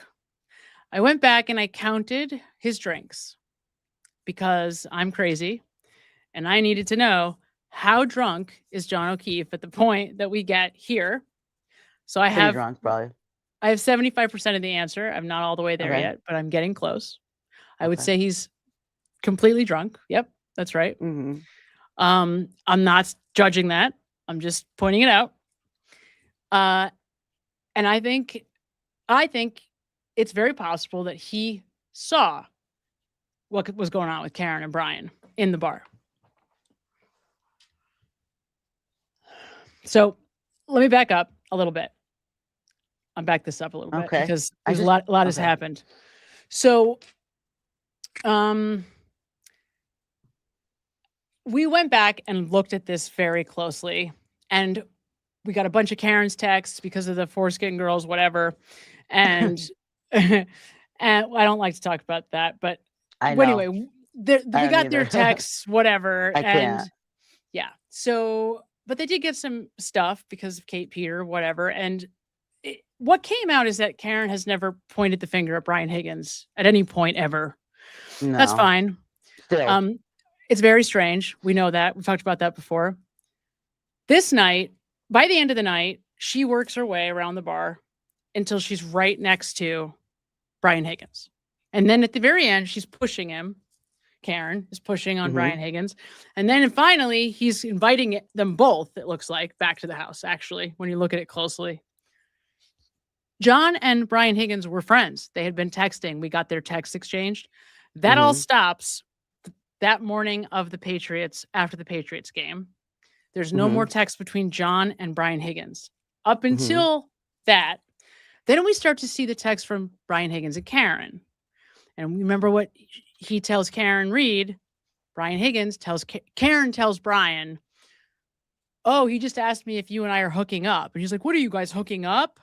Because he watched them on the Ring camera, walk outside where she gives him the kiss, right? Right. Yes. So that and all communication between Brian Higgins and John O'Keefe stops. If you watch everything that goes on in the bar that night, he greets Brian Higgins right away. John walks right in and he gives Brian Higgins a hug immediately. He walks in the bar. First thing he does is hug Brian Higgins. After that, he does not talk to him. He spends 40 minutes with Brian Albert and Chris Albert. In between Brian and Chris Albert, does not go next to Brian Higgins, does not have any direct conversation with Brian Higgins, right? Yeah, we know At the same time, Karen is making her way next to him, pushing him, right? And you can see John is right behind them. He does not make any overt gestures that he's watching them, but we see that a few minutes after he walks out of the bar. And that was very small. It's very subtle. It could come off as like a dance too from far away. From John? Yeah. You can tell he's punching though. Well, he doesn't, but Brian Higgins is already gone, right? Like he's not in the bar anymore. Who is he talking to then? Who is he doing that to?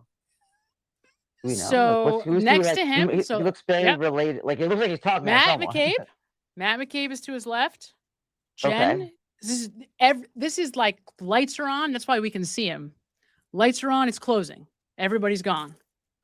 It's Nick and Karina getting their jacket. Karina's got her jacket on. It's Jen and Matt. It's Karen and John.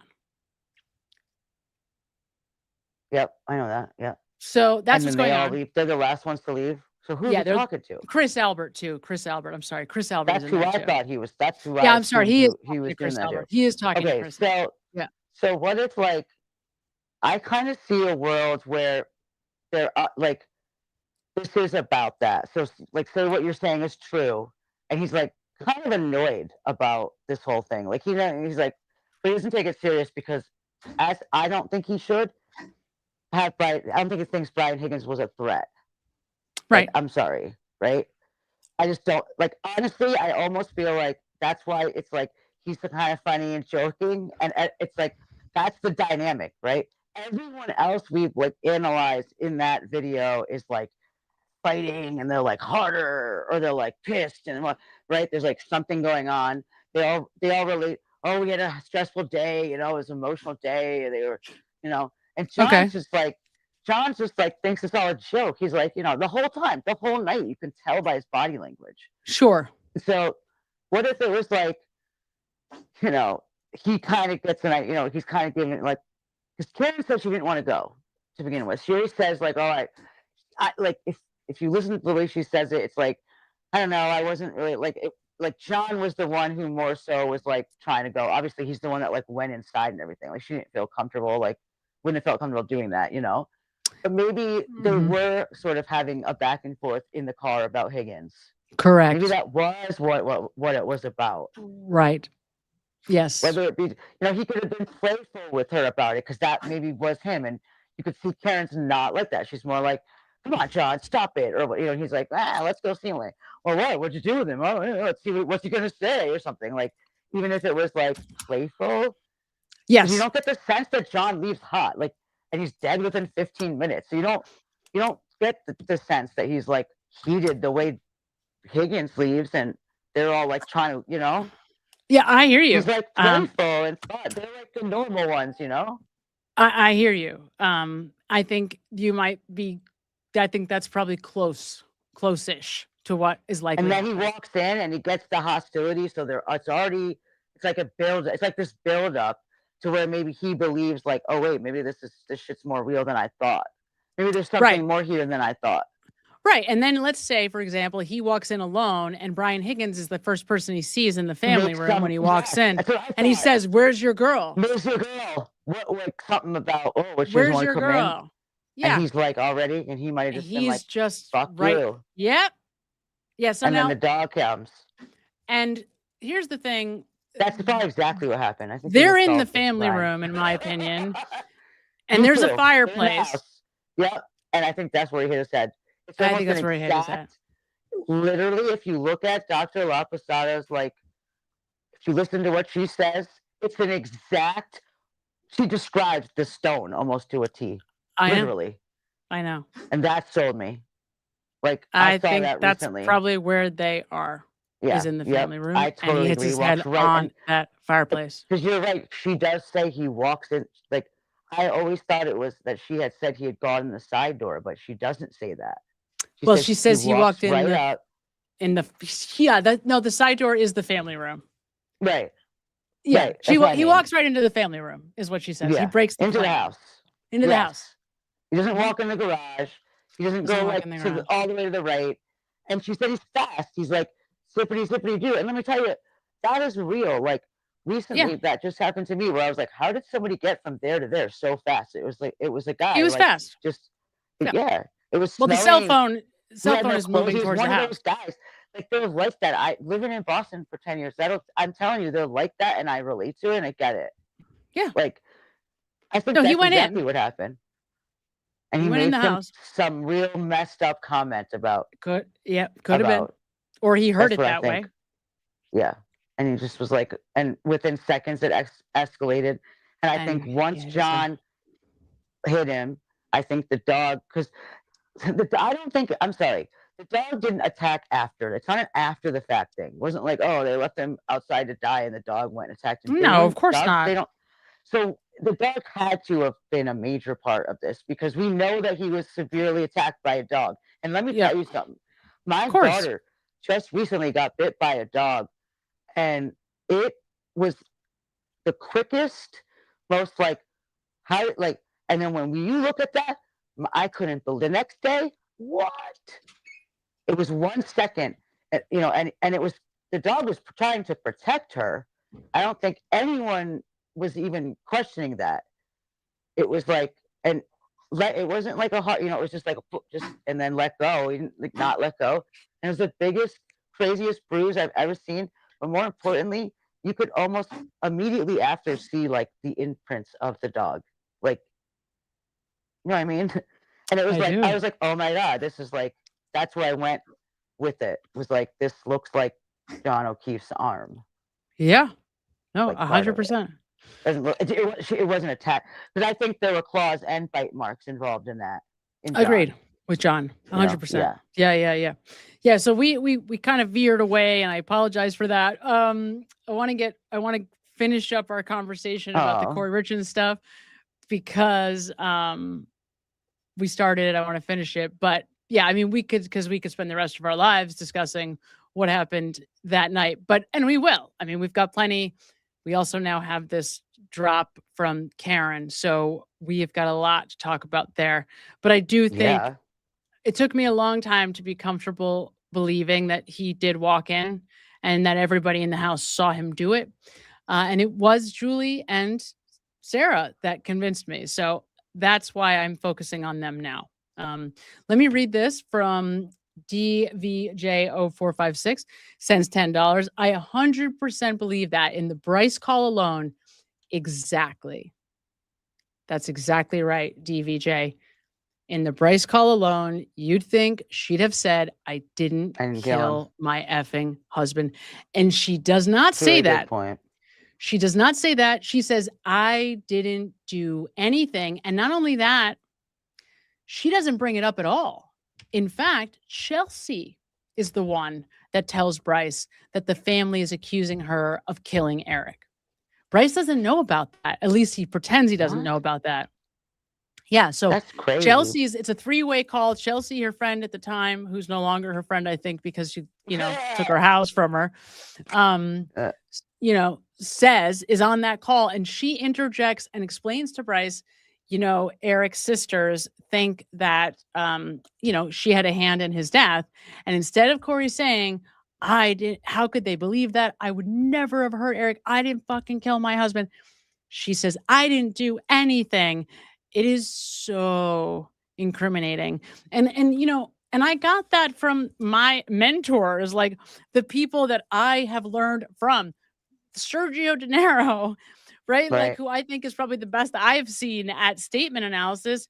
First rule that he teaches is if they didn't say it, like if they said it, we believe them. If they didn't, it's important. Yeah. Right. So if somebody says, I didn't do this, I didn't do it, take it You into believe them. consideration. Yeah, that's yeah. And usually, And I mean, that's like, she doesn't say it. you gotta like plan that out. I don't think she planned. I think she did a pretty damn good job of planning it, but I think she didn't even think about what would happen after. And I don't think well, you're absolutely right. Number one, I don't think she realized how much Eric had been in the ear of his sisters. And I think she thought she had played that family better than she had. She didn't realize Eric was calling and saying, I think she poisoned me. Right. So that's number one. She overreacted to the house not being in her name. That was a mistake. She should not have done that. Immediately a mistake. That's a stupid. Bill. Let's just find that that's genius by him. That is it was Eric, bro. That's he thought she was gonna kill him. What else would that say? Because why wouldn't you leave it to the mother of your kids? I'll explain why. You may have to move your mics because it's kind of going in and out. Just FYI. Oh, sorry. I'm learning here. I think because after he knew how bad she was with money. I mean, Jackee, this woman, was the worst with money of anyone I've ever seen ever. Literally, she was money. Jackee, she was taking out payday loans for 80,000. She was getting 50, having to pay back 80 and pay it back in like 2 months. I mean, it was unimaginable. She was asking people for money like it was nothing. She's insane. That's crazy to me. Like, just mortgage your house and like, right? I don't know, man. Hundreds of thousands of dollars. Speaking like that, I couldn't imagine that. Like, yes, I think he really felt like she would jeopardize this kid's futures if he gave it all to her. That's the reason why he felt like if he put it in a trust where she was a third of the share of the trust, she would be taken care of, and so would the boys, and that was the goal. Yeah. So I think actually it was an act of love, but she, she felt like he was controlling over her, and that was exactly what she didn't want. That's why she killed him. Yeah. That's crazy. That's why she overreacts, right? I mean, it's insane. But so 100% DVJ, you are right on. It is huge. It was so incriminating to me. It really, to me, was like the icing on the cake. I would say if I hadn't realized it, I'd still believe that she was guilty after the body cam. Now, also the other thing that if you haven't seen the video I did, if you compare the body cam with the journal entry that she does and you realize how different they are, it's crazy. I mean, it's so different. It's like, why did she keep this journal? Well, she keeps the journal for exactly the reason that you would suspect. She keeps the journal because she wants somebody like the investigators to go back and think, oh my God, I was so distraught, when I found Eric, except that she doesn't realize there's body cam footage of what happened and the whole thing is on video. How great was that though? Great. You know what's interesting? I see somebody here in the chat said that they were a widow and that she wasn't grieving. And that's so like eye-opening. Oh, that is so true. What I mean? Like, I'm so glad you said that.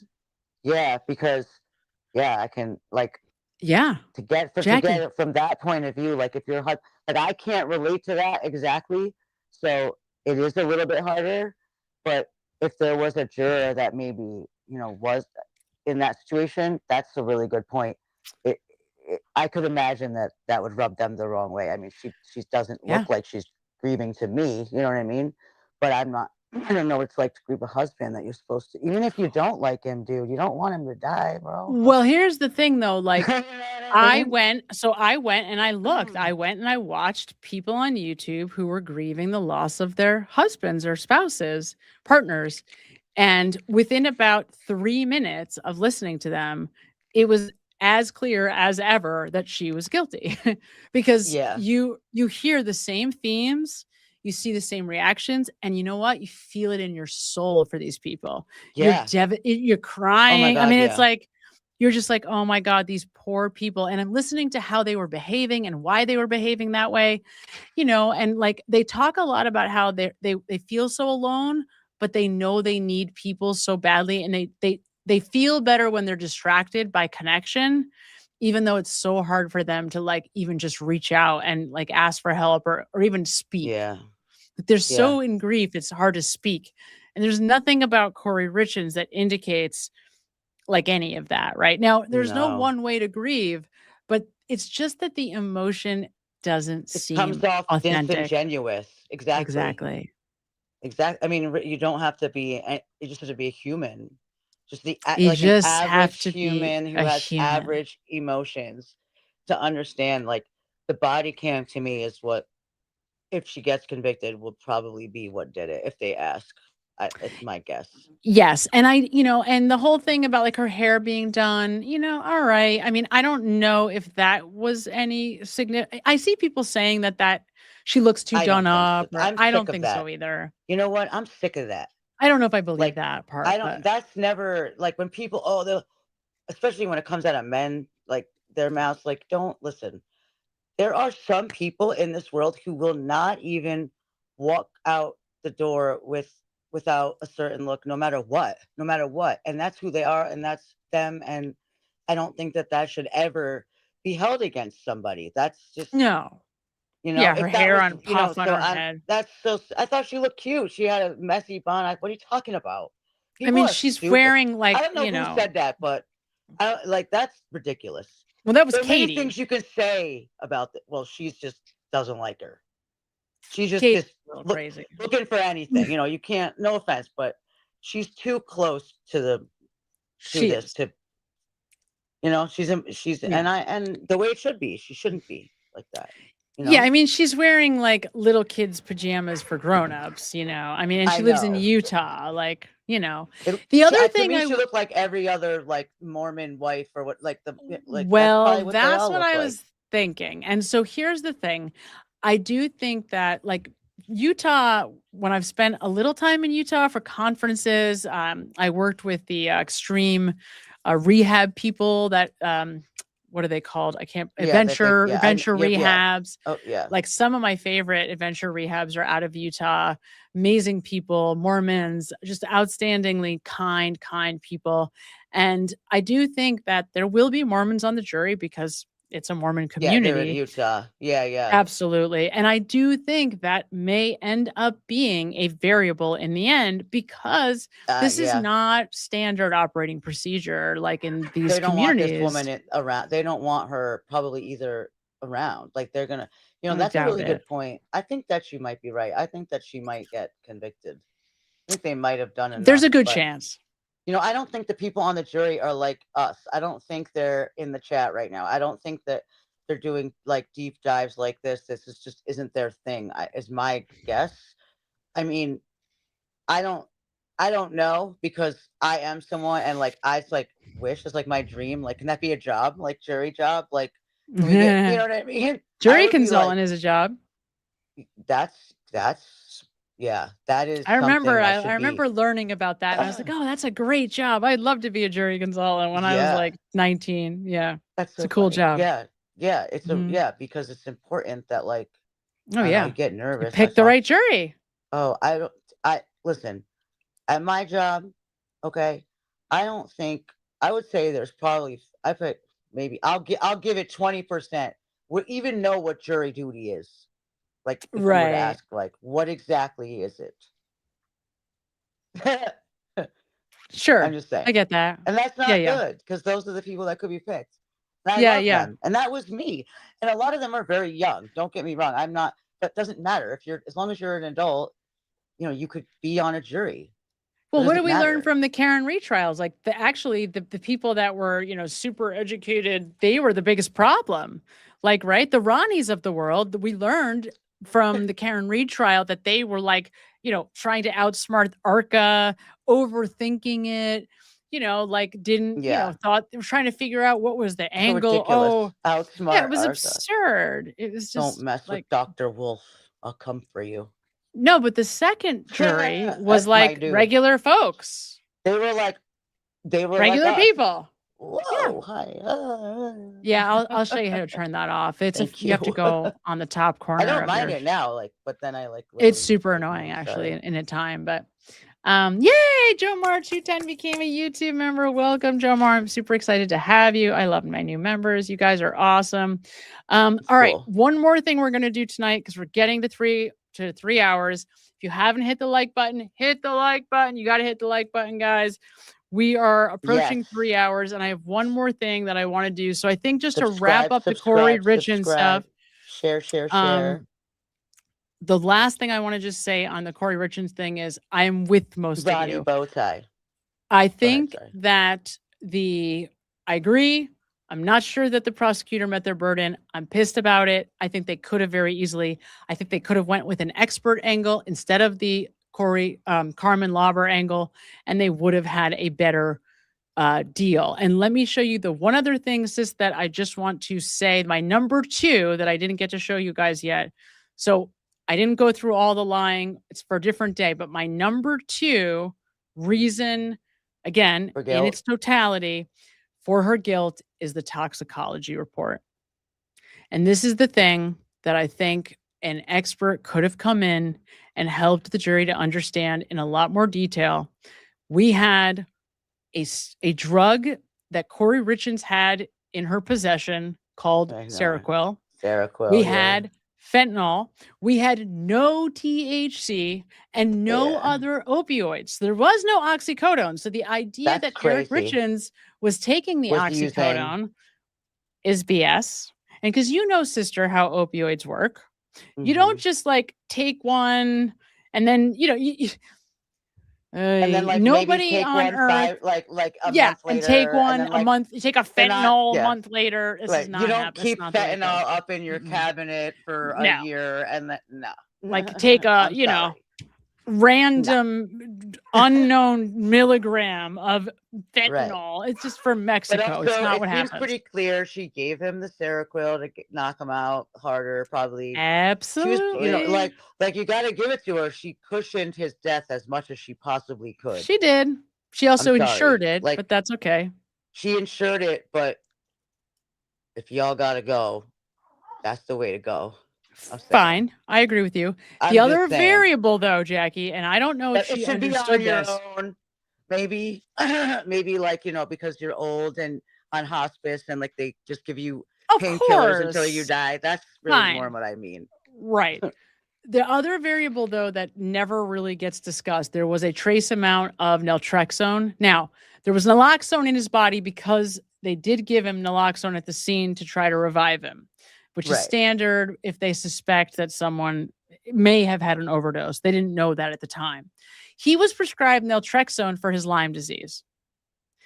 This is a problem for Kouri Richins because if she knew what naltrexone was, naltrexone would have blocked the effect of the opioids and made it impossible or much less likely to be able to kill Eric with a normal lethal dose of opioids. So the naltrexone is another factor. Now, I don't know that Kouri Richins is smart enough to know that. So it may not be a variable, but we did learn from what I remember, and this is from memory, that what the toxicologist said was that there was a trace amount of naltrexone, but that it was under the threshold for which they would send to the lab to get more information. So it was a very small amount of naltrexone. Like even someone's saying it was a small amount of Seroquel too, but I don't know if you've all taken Seroquel. It don't take a lot. I was just saying that. Exactly. You take a little bit and you're sleeping for 24 hours. Thank you, sister. So here it is. Thank you, sister. I'm so glad you said that because it pissed me off. Medical examiners are medical doctors who do not specialize, number one, in psychiatric medication. Number two, who don't take psychiatric medication. And it makes nothing on the planet makes me more furious than doctors that don't understand the effects of the drugs that they prescribe. There's nothing more irresponsible on the planet. Seroquel is a drug that will knock an elephant out if it's not prescribed Seroquel routinely. And it is not a drug. People were like, oh, well, somebody might prescribe it for sleep routinely. No. Seroquel is a drug that causes extreme weight gain. It causes you to eat like a freaking horse in the middle of the night. It causes all kinds of possible side effects to very important neurotransmitters to your life every day. So if you just have like some random anxiety about like a test coming up or a breakup, You're not getting Yeah. Seroquel. This is a drug No. for people that have a mental health challenge, an addiction problem, a psychotic problem, a bipolar disorder, very severe depression, maybe. So this is not a drug that Eric Richins was like, I know, I'm going to need to sleep tonight. I'm going to take some Seroquel and knock No, myself you take a out. Tylenol PM if you're Eric Richins. You don't take a Exactly. Seroquel. Thank you, Sissy. Thank you. I like that you know that. It drives me nuts. I certainly know that. Thank you. Yes. And he doesn't take I know much, that from right? experience. No, Standard dose, 250, standard beginner baby dose of Seroquel will put anybody on their ass. And if you mix it with oxycodone, Oxycontin, fentanyl, any opioid, you're done for, bro. Done. You're done. Done for. And she knows that if she's taking it. If she knows it if she's taking prescribed it. Yeah. And it was openly her medication she was being prescribed. That's right. And one more question for you on this. Do you think Kouri Richins was taking those painkillers herself? I don't know about this. I really don't know the answer to that. The jury's out on that for me too. I don't know, but I started to think more so when she was having, like, when she was talking to the boyfriend about drugs, about like asking him, remember she was like, I'm about watching the Dope Sick Sick or whatever. Yeah. I feel like you could look at it that way too. You could look at it like, but I feel research. Yes. Yeah. So I don't know. I didn't even try to see what he knew, using it as an excuse. I think she's playing stupid. She knew way more about the drugs than all of these idiots. No offense when it comes to that. In her mind, like that's exactly the way I just said that is exactly how I think she was looking at it. That's the best way I can explain it.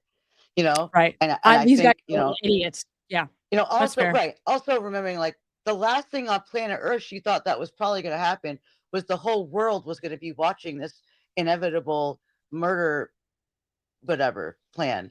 This is not where we're all, where she didn't, you don't think like that. Like, I wouldn't think like that either, So she's just some like girl in Utah. Like, she probably thinks she's actually really small and thought that's part of why she could get away with it. But I don't think she ever thought that they might, like, did she ever go, well, what if they think that it was anything other than an overdose? Like, there's no plan B for her. I think she only saw that this was going to go over exactly how she had planned. And I think she didn't see a world where it was possible that it wasn't going to go that way. I mean, the only question, and I guess she had covered her bases with the gummies. That's why she brings up the gummies at the scene. Immediately. Oh, I gave him like a THC gummy. And the way she reveals the information is so uncomfortable. Yeah. So unnatural. It's like, it is. There's just something wrong here. And then she tries to defend that he didn't take drugs when he asks about mental health or drugs. She's like, no, never. I know. It's so wild. It's so incriminating. The body cam is really bad. The body cam is I'm telling you, I needed the body cam. The body cam is really important. Yeah. A lot of need a people real think analysis. she did it, think that they more than proved their case. And I'm glad to hear that, because I do think she did it, She did it. I'm glad I'm not on the jury with this one, but I do think she did it. Would I throw something at the TV if she doesn't get convicted? No. No, I think it'll be a good learning lesson though for everybody. I will learn from it if she doesn't. I'll be surprised, but I will learn from it because I'll be I think surprised. I think that they're going to convict her. So my instinct as a professional is always go expert first. Always go tox first. Always go right away, Jackie. As soon as I heard quetiapine, I was like, She also. Oh, by the way, one more thing I learned today. You said, "No, I couldn't believe it. I, like, I didn't even know." I was like, "What? She's on Seroquel? What are we nuts?" Yeah, she did it. And the pill bottle, that outdated bottle of hydrocodone was on her side of the bed in her drawer. I thought it was out. I think he took it willingly. Whatever he took, I think he took it willingly. It's a good question. It's a good question. I don't think Did he he knew take he it was willingly? taking fentanyl. I think he probably took the Seroquel willingly. I don't think he took Seroquel. I don't think he took Seroquel. No, because Seroquel, you can't get up the next day. If you're not used to taking but Seroquel, he might not know that. These people that don't take it wouldn't know that.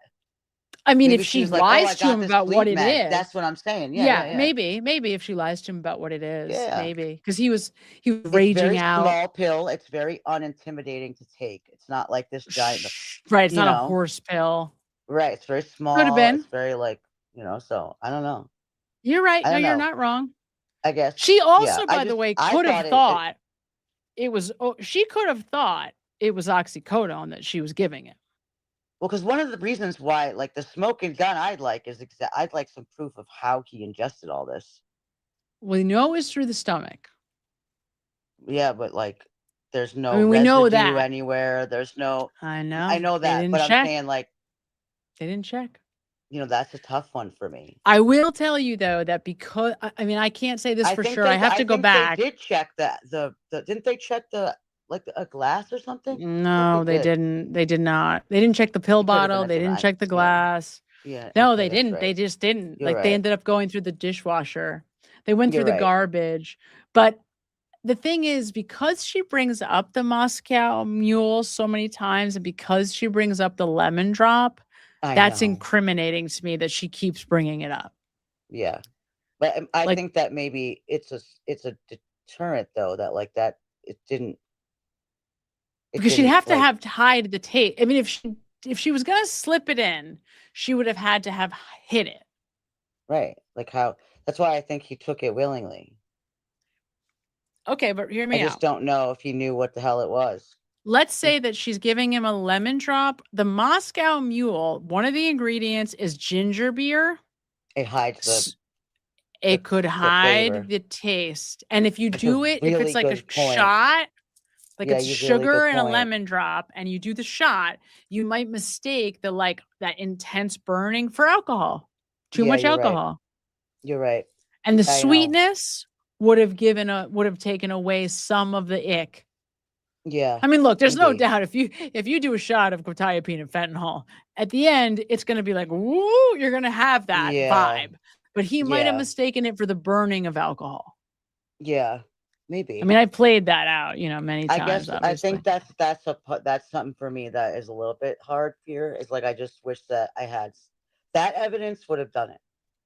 Of course. Like think about it. If they found residue in the I would have been like, oh, she definitely did it. Of course. And it's like I wish I had that, Of course. Even if you're like 1% sure, I don't know, man. Like that's really, if you really follow that sort of line there, But the problem that we have, like you were saying, the problem that we have is there's no other reasonable way that I see Eric doing this unless she's lying about what she's giving him to take.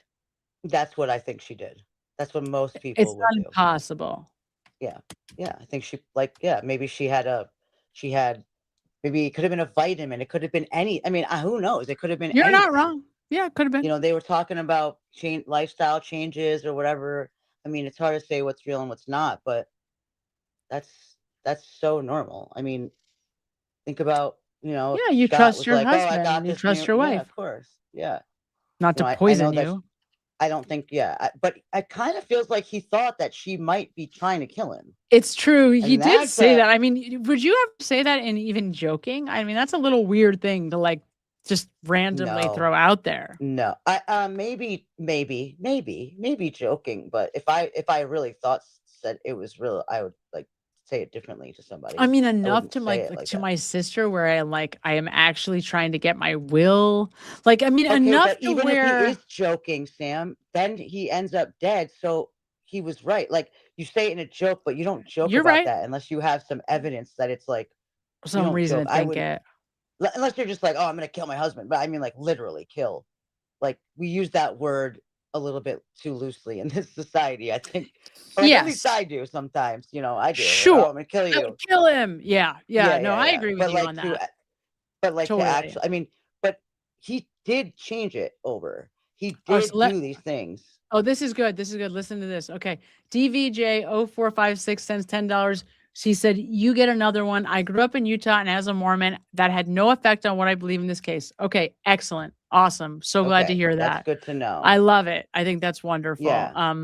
I tend to give, like, I have such positive experiences with my Mormon friends in Utah that I just like feels so much kind and warmth from, like, even at the airport, I feel like such warmth from my friends in Utah that I tend to just feel like they're just freaking solid. I don't know how else to say it. It's so but you know, good to know. I love it.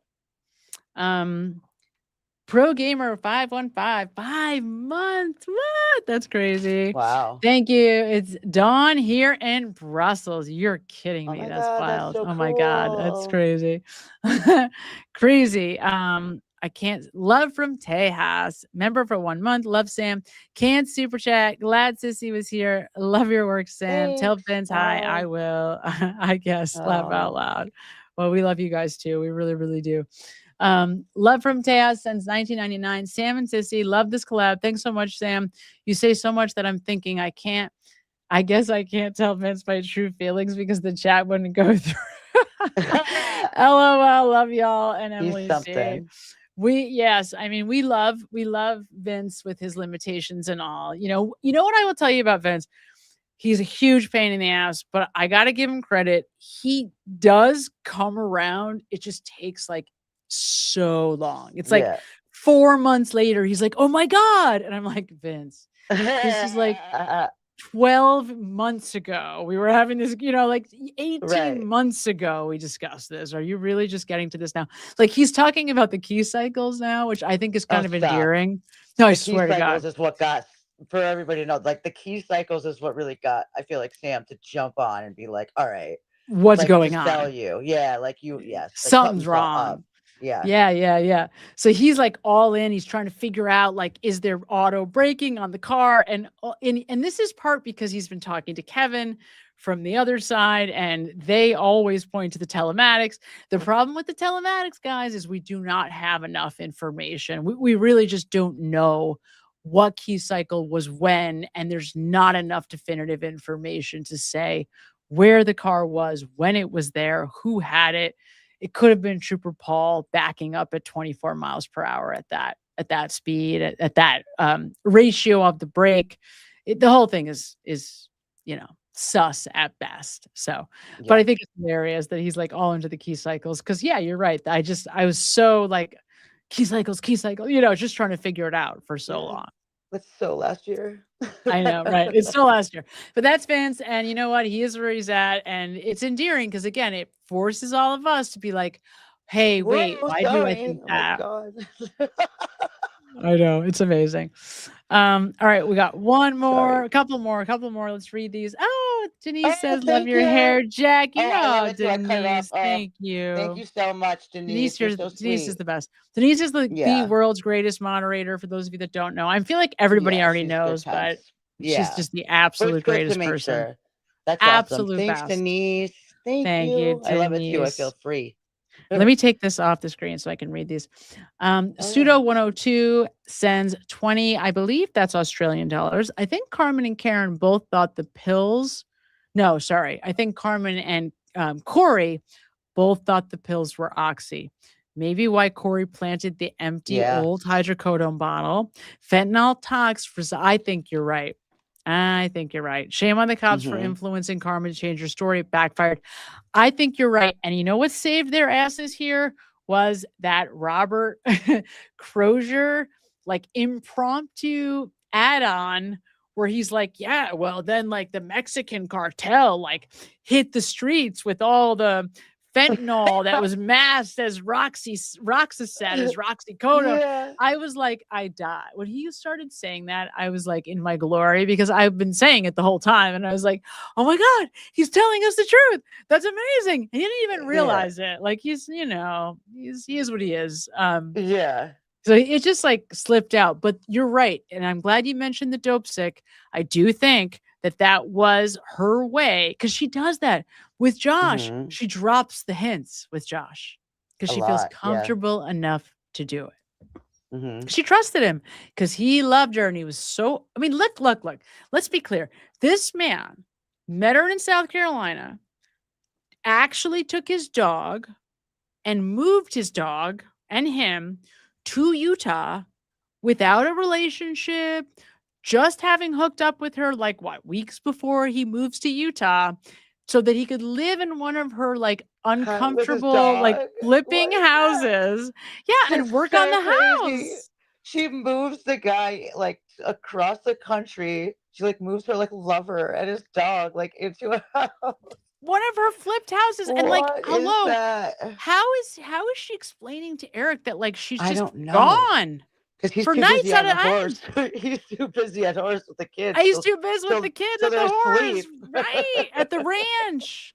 Like, I'm thinking to myself, like, how is Yeah. she? I guess Utah's like big geographic landscape. Maybe Yeah. that's how she was getting away with it. Like, oh, I'm just Yeah. gonna sleep at the Midway, or I'm just gonna To sleep go at. anywhere took a long time. Took a long and a time. lot of their meetings were like in the truck. They'd like meet halfway and like they'd hang out in the truck or whatever. But they So- slept over together. Like he would be like, "Oh, I want to wake up in your arms and go fall asleep in your arms," and so I they don't were think it sleeping happened over. very much though. Maybe. I mean, well, maybe at the house. I'm sure. Or maybe it was like she was At getting the- up at really the- early and going over. Yeah, like wherever he Maybe. was staying. But You know? it was enough to like, there was enough in the text to where I was like, how is she getting away with this? This is wild. It's crazy. Yeah. I totally agree, by the way, Denise, with my sister. I love your hair. My sister, no idea. My sister's hair has been the best since like 6th grade for her. So 8th grade for me. No, 9th grade for me. But Jackie's always had the best hair, always had the best clothes. She's Okay. always had her Yeah. own style since That's we were so very true. young. She steals my style, just so you know. Yeah, a little Headband, bit, for me sure. first. Absolutely. We kind of share. It's okay. She can take whatever she wants. We're a team. Well, but you It's know what though? fine. Like I've never pulled We it learn off. from Like each other. truly, Ever. never pulled it off. Like I tried. My sister used to always be a platinum blonde, and I tried that, but she's got the more Sicilian skin color. So for me, it just turned orange, and like I could never pull it off. So I I tried. would it never just- do that again. I would never do that again. But yeah, I did. But you But I wore wouldn't do it it like beautifully. The blonde looked really good on you because you have that like real Thanks. olive skin. Maybe I would do do. the bottoms. I don't know. But no, yeah, but you like long hair. You No, like yeah, it. no, I no, just, no, yeah, no, that's like not for long- you. It would be Never cute, though. again. Never again. I love it. I could. Yeah. I'm never growing my hair out again. I was like, I only did it because I work amongst a lot of waitresses with long brown bouncy ponytails. So I was like, oh, gotta grow my hair out. And then I did, and I just was like, couldn't wait to cut it off. No, but you have like the really your hair is not as frizzy and it's straight, Right. and mine Yeah, is like, frizzy this and is why curly, I don't have to do anything to it, and it just does this. right? So And it's mine, great. I like long because I don't have to do anything to it because it just does this. Yeah. Exactly. Yeah, that's true. That is true. No, it's true. All right, you guys, let's read 2 of these and then we are out of here because it is late and we It need is sleep. late. I know. And I At least got to it's the tell weekend. you, if you are not tracking the Kelsey Fitzsimmons stuff, sis, you got to start. The trial is coming up. yeah. It's coming up next Yep. week. There's some Yep. good stuff Someone else in was there. telling me. It's Don't going to you be worry. quick. I'm It's going to be coming. a quick trial, and there's a lot of good stuff coming up. And I will tell you that this guy, Justin Alain, what a piece of garbage this man is. Did you hear about this 270 videos of him sitting around his house smoking marijuana in You're like you're 3 joking. months? I know. Like not even 3 months. He was also Oh my put on God. administrative leave from the fire department. Nobody knows why. He was having affairs on her. He got another woman pregnant behind her back, even after she was pregnant. Like he's a bad dude. Sounds like a very bad dude. And she didn't know it. It seems to me, and like this is the story on the street. I don't know if it's 100% true. Seems like she did not know it. She thought he was the greatest guy, like love bombing. Maybe he might be a little narcissistic. That's what it sounds like. Oh, I'll Big, definitely like, check it out. Like big fish, small pond is what I think of Justin Alain. Okay. Yeah. I'll look into that. Don't worry. Call out 9547 sends $9.99. Good evening. I really enjoy your vision of things. I'm really Piney Woods on my other account, and I just wanted to thank you. Oh my God. Well, thank you. You guys are the best. You really are. I the know, the they really best. are. I absolutely adore you guys. I would not be here without you. And for members, I've got stuff in the works. I know I keep saying that, but now YouTube finally has options, new options, brand new options for members only that I'm super excited about. I love the that's idea. cool. I've always loved the idea of like call-in shows, and now we're getting closer to being able to do it. I did my first premiere last week, Jack. It was so fun. I loved being in the chat with everybody. It was like the best time. I know. That's So, like right up. That's like what you want to do. So yeah, call it so fun. So, all right, you guys, I think we're going to call it quits. It is very late.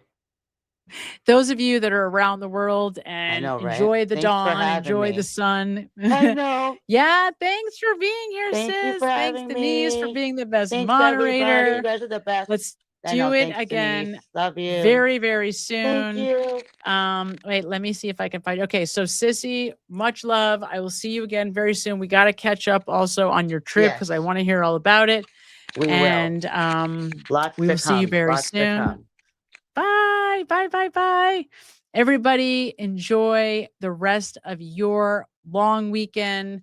I guess we are out of Friday the 13th, but lots going on over the next few days. So much to look forward to, and I can't wait to be here with all of you for it. So everybody have a great weekend, and I will see you again soon.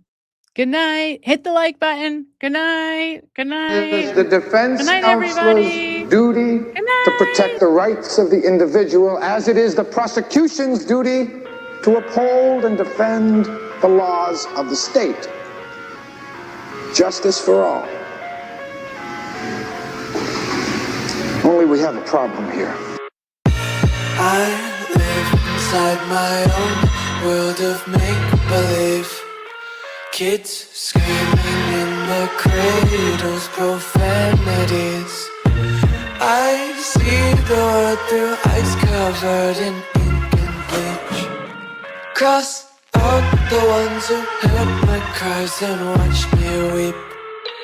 I love everything. Fire spreading all around my room. My world's so bright, it's hard to breathe, but that's alright. Hush.